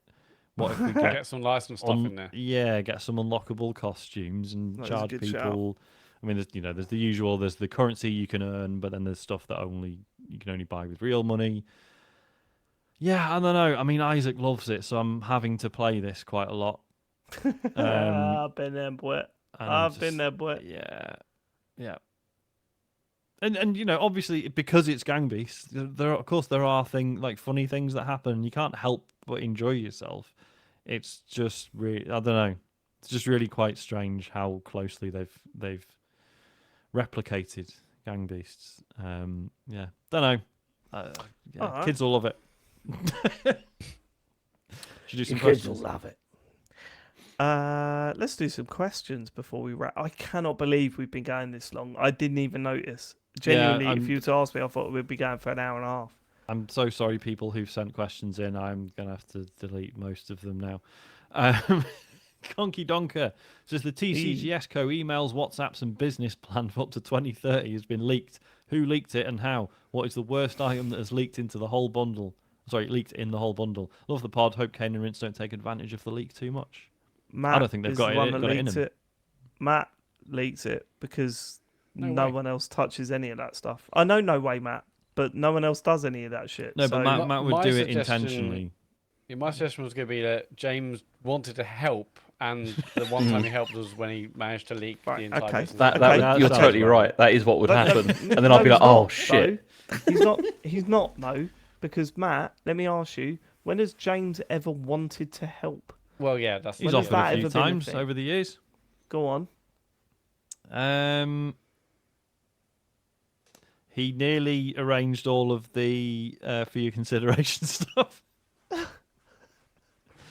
The whole fucking the tournoi. Oh, that's true. Well, we all have Yeah, to pick and our you own turned game. up, and we had to go, but the point system doesn't How work. does James. it It worked in the end, and Sean got a trophy. Fuck It worked off. in the end did. because we told you what to do. Come on. Sean got a trophy. Did get a trophy. Sean got a trophy. He did Yeah. get a trophy. Yeah.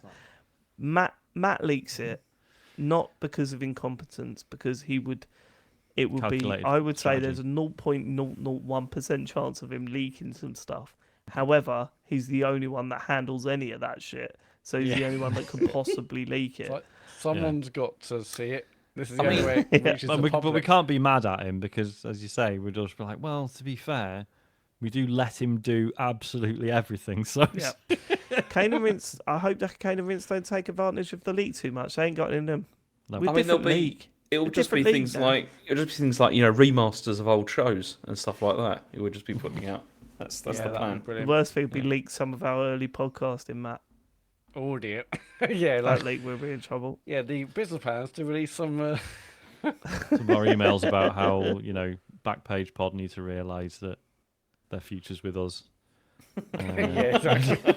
Yeah, They just don't know it yet. Off platform. I'd love to get into a Kane and Rince style war with them, but I don't. Again, I just get worried that I'm upsetting them all the time. So maybe we Well, won't do James, that. why didn't you do it instead? Go on. Yeah, go on. Why Start don't on you get into a war with Backpage. Backpage Pod? Go on, James. Call How, some how do I names. how do I do that? Just call some names. Slag off Game Court. Yeah. It's rubbish. There you go. There we Ooh. go. Can't believe you said that. I'm going to We're clip it. recovering from that now. Can we God, put Game some of those What is it? thing on over that, just that bit, and then send it to them as a clip on, No, on you Wednesday? don't, Dave. You need to put like the classic Vine like doof sound. You know the, boom, you know that one. Yeah, Oh, I don't know that one. What's that? No, you definitely. I mean, like you know the sound where it's like the kind of, it's almost like used as shock. You know when someone No. quickly like if I fuck. You'll recognise it. It's in every single. It's in so many Right. kind of comedy vines and not vines. Pav. TikToks. Out with my friend. That's the only sound I know on TikTok. Whatever happened to? Right, sorry. Should we get to the next question? Yeah, but Vine boom sound. Okay, it doesn't Right, matter. go on, play it. Oh, hang on, I'm gonna have to do it on my phone I instead. want to hear it. Yeah, go on. So read out the next question, and then you can do it. Yeah, let's do that while he's. Sky says the crew are all turned. I know 13 what you're talking about. It's that.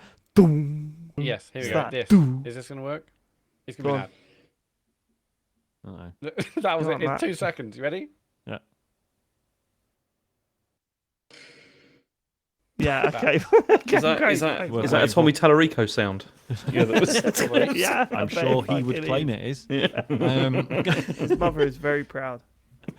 Sky says the crew are all turned 13 years old by a wizard with a yellow hat with a purple W on it. Also, Oh, it's yeah. 2002. You're all being driven to Blockbuster by a random mum, to rent one game for the weekend while you spend the night at James's mansion. What PS2/GameCube game do you all agree on? They are sold out of Mario games. I haven't Easy. complimented James yet. James, you are very courteous and have the sex appeal of Commander William Riker. Love the show. You're doing great. I'll take Thank that. you, Sky. Well, Yeah. that's right. Let's have that argument then. So we're in that shop. It's We've easy. all got to decide on the game. Go on. It's a GameCube game and it's Super Monkey Ball. Right. So that's but then I remembered Time Splitters 2. I was Time Splitters 2 would have been mine. Yeah, that yeah, would yeah. also be good. So are they the ones we're down to? Has anyone else got any suggestions? Smash Brothers. No. No, I'm sorry. For anyone listening to the podcast, I'm pulling a I don't think I really mean this face. See, the thing as is, I would wanted- legitimately say, well, we're playing Pro Evo, but because you're here, Sean, Oh, I what wouldn't about become- Yeah, Soul ISIS Calibur Pro, 2? Thank you. what's that? Soul Calibur 2. No. Come on, that was brilliant. Yeah, but Or over. one of the No, F-Zero it games was. on GameCube. That'd be good. Yeah, No. There's only one on no, GameCube, though, isn't there? because if there was the four of us in the shop, it would. You're absolutely right. It'll either be Monkey Ball or Time Splitters. Yeah, it's got to be. It's one of the two. Like my Which one are we preference would be going? Time F-Zero Splitters, multiplayer, but it'd be great, if I no? was outvoted and it was I Monkey think Ball, I'd Time be happy Splitters for me as well. You know, Yeah. Go on, Matt. because Monkey Ball's good I mean, for I like love Time an Splitters hour when and I a was half. younger, so Mm. I'd love Yeah. to Time see it Splitters again, it play is. it again. Time to split. What's up, James? No, you're right. I think I'd go Time Splitters 2, actually. Yeah, even better if we had two PS2s and a iLink cable, Mm. which And a memory we card. just found out was probably just a USB cable, right? It was no. Mm-hmm. Oh, Time Splitters, man. What a That's another fucking embrace game! of IP, isn't it? I was It thinking that is. today, right? Never see that again then. I was wrong. I was thinking, will kids ever get excited about an upcoming release as much as we did?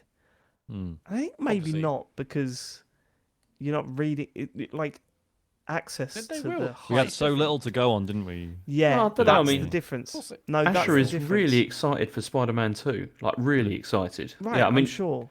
But is he feeling sick opening a magazine? Because that's what what Sean's saying is interesting, because it's the limitation in access. He can watch 20 minutes of footage from Spider-Man. that's true. Yeah, yeah. We couldn't watch that. We had to look at screenshots of shit. And Time Splitters 2 was one of them, because we were fans of Time Splitters 1, which was pretty fucking basic. Mm-hmm. But when 2 come out, we were looking at characters and screenshots and piecing information together from articles in magazines. And oh my God, we were so excited. When that game come out, that was it. We were on it forever. Mhm. What I think a it's just game. different. I mean, because now they can watch their YouTubes Yeah. getting excited about it. I know it's like the lack of information was exciting. I mean, even just seeing like the tech demos on Dreamcast, we had like the the Sega kind of executive, like, oh, wow, look at the face looks incredible, but like it's different. Like I'm sure there'll be Yeah, pumped as hell but that's for that's different what reasons. that was what I was thinking about. Is it different, or is it like Worse. no? Yeah, like will you ever get that hype that we had when we were kids? And I think there are some legitimate. I get it.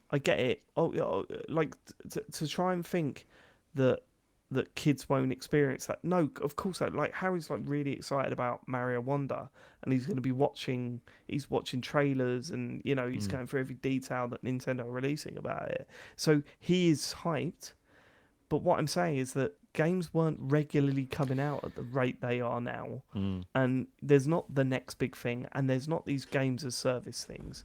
It was like, holy fuck, there's this It's one not- game And you and played it's so making few me feel games as ill. well. There's Yeah. not the element of mystery, is there, that there used to be? Because as it was just like screenshots in magazines, like you said, you really never really knew how this was going to pan out. It's Yeah, we know so much now about the detail of the frame rates. I mean, I was obsessed with magazines when I was younger. I would be like the feeling of a new magazine, new issue of a magazine coming out. I would scour John Menzies or Dorrit Smith's if like maybe Saturn magazine was out a day earlier than anticipated, or Sega magazine or CVG or whatever, and like the feeling of the excitement of like fuck, it's out now, it's out today. Like Yeah. not, I thought it'd be like tomorrow or day after. Like that feeling of excitement to see what's in it, read all the articles. I was absolutely obsessed with it. I bought so many magazines when I was younger. Well, it felt like a lot. It was probably like 15 quid a month, but they were cheaper then. But the feeling of the excitement, and then over the years, I'm like, well, no, maybe that excitement's now. I get that through podcasts, but it's not the same for obvious reasons. I was just different when I was younger, got more excited about things. But yeah, like the feeling of a new magazine issue was the best feeling. Absolutely. I remember it was. I don't know. I've talked about this on the show before, but when we used to visit Game in the Manchester Arndale Centre, and it was back in the day where like going to a big branch of Game was like a fucking library, or it felt like that when you were 9 or 10 or whatever. Yeah, and I remember like you would go in and basically as you walked in there was a massive telly that was just playing game trailers on a loop. Yeah. Because back then you had no other way of watching game trailers. So you No, would fucking stand there for 20 minutes Yeah. and like oh brilliant, Yeah, it's yeah, Final yeah, Fantasy VIII again. Fully hard. Well, Rock hard. I mean, I'd also. I was 9 years old, Dave. Come on, it's not. I used to like go to. Sorry, Sean. I used to go to Borders in Kingston because my parents were obsessed with shopping. We used to go to Borders, Kingston and London a lot, RIP. and also obviously they're all from there. But Borders in Kingston, they had loads of like the international magazines as well. So I'd have like Sega magazine here, but also like the US version of Sega magazine or EGM whatever. And there were loads more adverts and really thin. But I it was like cannot I used to love believe doing how that many as well. times Like, we it's must have slightly walked different. past each other. We must have walked past each. I'm almost sure, Matt, that me and you were standing next to each other in Probably. Borders watching. I mean, yeah, we went to like Borders in Kingston, Guildford loads, Romford, well, they're very different places. but like Woking, Winner, Yateley. He's got a list up. Yeah, I don't know how we got onto this subject, but yeah, the excitement of that was amazing. It's just a different, sort of cadence, isn't it? Yeah. But I'm sure for kids us are it getting excited was- about something different now, but Yeah. Cause we got onto the subject because we were thinking about the four of us standing in a Blockbuster deciding what game to play, and that Nice game. Time splitters now, but back when I was a kid, one time when we were having this argument, we chose Rise of the Robots. Oh, on the no. Mega Drive. Oh, I'm so sorry. I think that's the first time I was disappointed with gaming. Yeah, Brian May. That was the first Was it time I Brian May? went, oh shit, it's shit. Oh shit, this is actually shit. And because it wasn't shit. even like visually impressive, was it? Because that was No, the it thing wasn't. they tried to Yeah. sell it on. It's like no, it Clay looked bad. Fighter looked better. it was Silicon Clay Fighter, Graphics. Clay, It's Clay like Fighter. Silicon graphics. Oh, what are the lyrics? Clay Fighter, Clay Fighter, bend 'em, twist 'em if you dare. Shit, do you Who remember made this that? up? No, I don't No, remember the this. Clay Fighter song. Never, It was never if heard you. it. All I remember the bit at the end of it. Oh right, okay, I'm gonna find right, it. yeah, Go on, what's the there's last some question? Woking chat. Did I mention Woking when I listed loads of places just You there? did, What are yeah, they? yeah. Yeah, like Woking. I remember the game being on like the second or third floor of the shopping centre. The pizzas down in the food bit was amazing. I entered what's that fighting game? It's like Tekken, but it had animals as well. What was that? Anyone? That's just Tekken, isn't it? No, I know. no. what Oh, you're talking sorry, about. yeah. Tekken with the beat. Yeah. Yeah, Oh, anyway. fuck. Bloody Roar. Roar. I think, Thank you, yeah, chat. yeah, Bloody Roar. Yeah, yeah. Anyway, I meant I entered like a competition in the game in there. I know, bloody. Oh man, what times? Is it Bloody Roar? Anyway, it doesn't matter. Should we move on? Yes. Yeah, last Hold on, question. hold on. Right, I've got the Clay Fighter song. Hold on. Right, okay. I've got the Clay Fighter song. Real. It sounds worse. It is real. Ready? Are you ready?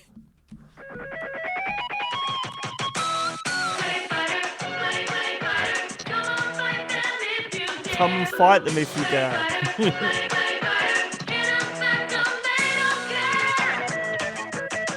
This was a great guitar solo. If I remember correctly, though, the end of it's really funny. That is Hold on. absolutely class. It's a good fun.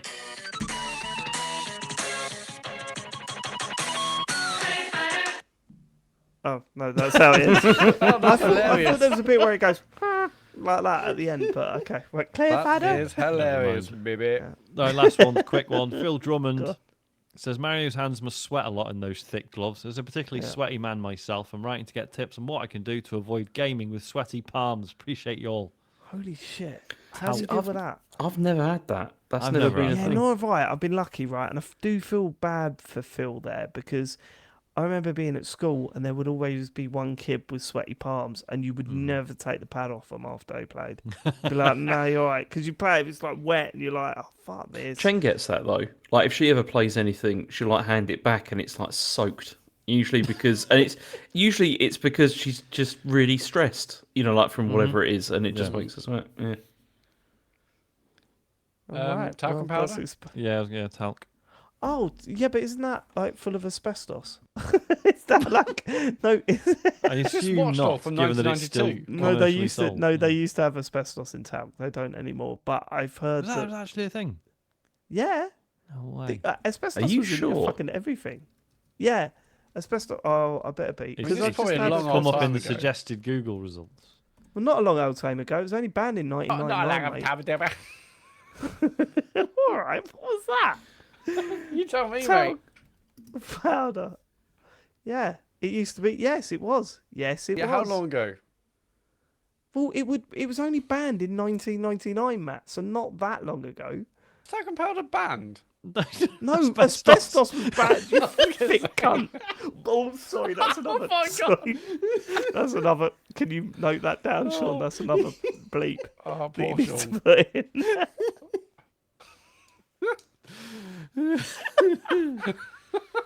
Oh, God. I think it's maybe time to end the show. Yeah, socials, Matt. Yes, please. That was not needed. I know, but It was good. It was good. Okay, right. Thursday. thank you. Are you streaming, Sean? Yeah. I'm off work, so I really should. I haven't got any excuse, have I? Do you know what? I might do an escape room, but you know, one of the tabletop ones. ah, that's What good. with the card? The That sounds like the echo. casting. The echo. Them ones. Wasn't No, meant so to. this will be a exit the game one. It might not work. I'm not really sure. I'll do something. It might be that. Might be something else. I'll do something on Thursday, 9 p.m. Be there. Yeah, 9 p.m. twitch.tv/TCGS co. Sean will be streaming. On Friday, James is still streaming Star Trek Resurgence. Yeah, but I'm gonna get further this time. I'll play it for longer. There you go. Well, how long did you play it for last week? I did an hour and a half, but the That's trouble fine. is, I know, but I need to. It was starting to like kick off, and so I Okay. need to like play a bit more. Cool. Well, Fair dues. that is also on twitch.tv/TCGS co. If you miss it live, you can watch on YouTube afterwards. And if you want to watch it live and support us, you can go to the Twitch app or the website. What was Connect that your laugh account with your. I've lost the will to live now. just give us your Prime sub. That we appreciate. We're on Patreon. Patreon.com/TCGS if you want to support us, get monthly bonus podcasts. You can watch us go fishing or racing cars, actually, is what we did in the fishing game. And the website's tcgs.co for everything else. Thank you so much for living it. It's been a long one. I'm sorry, James is asleep. I will catch you next week. Thank you. We love you. Goodbye. Well, we'll all catch you next week, actually. Bye. Move Yeah, on. bye. Bye. All of us? James, All you of going to be us. here? Well, I mean, I'm in me, next you, week, yeah. Sean. That makes a you fucking back? change. You back next week, James? Yeah, I'll be back next week. Yeah. Bye, everyone. Bye. Bye.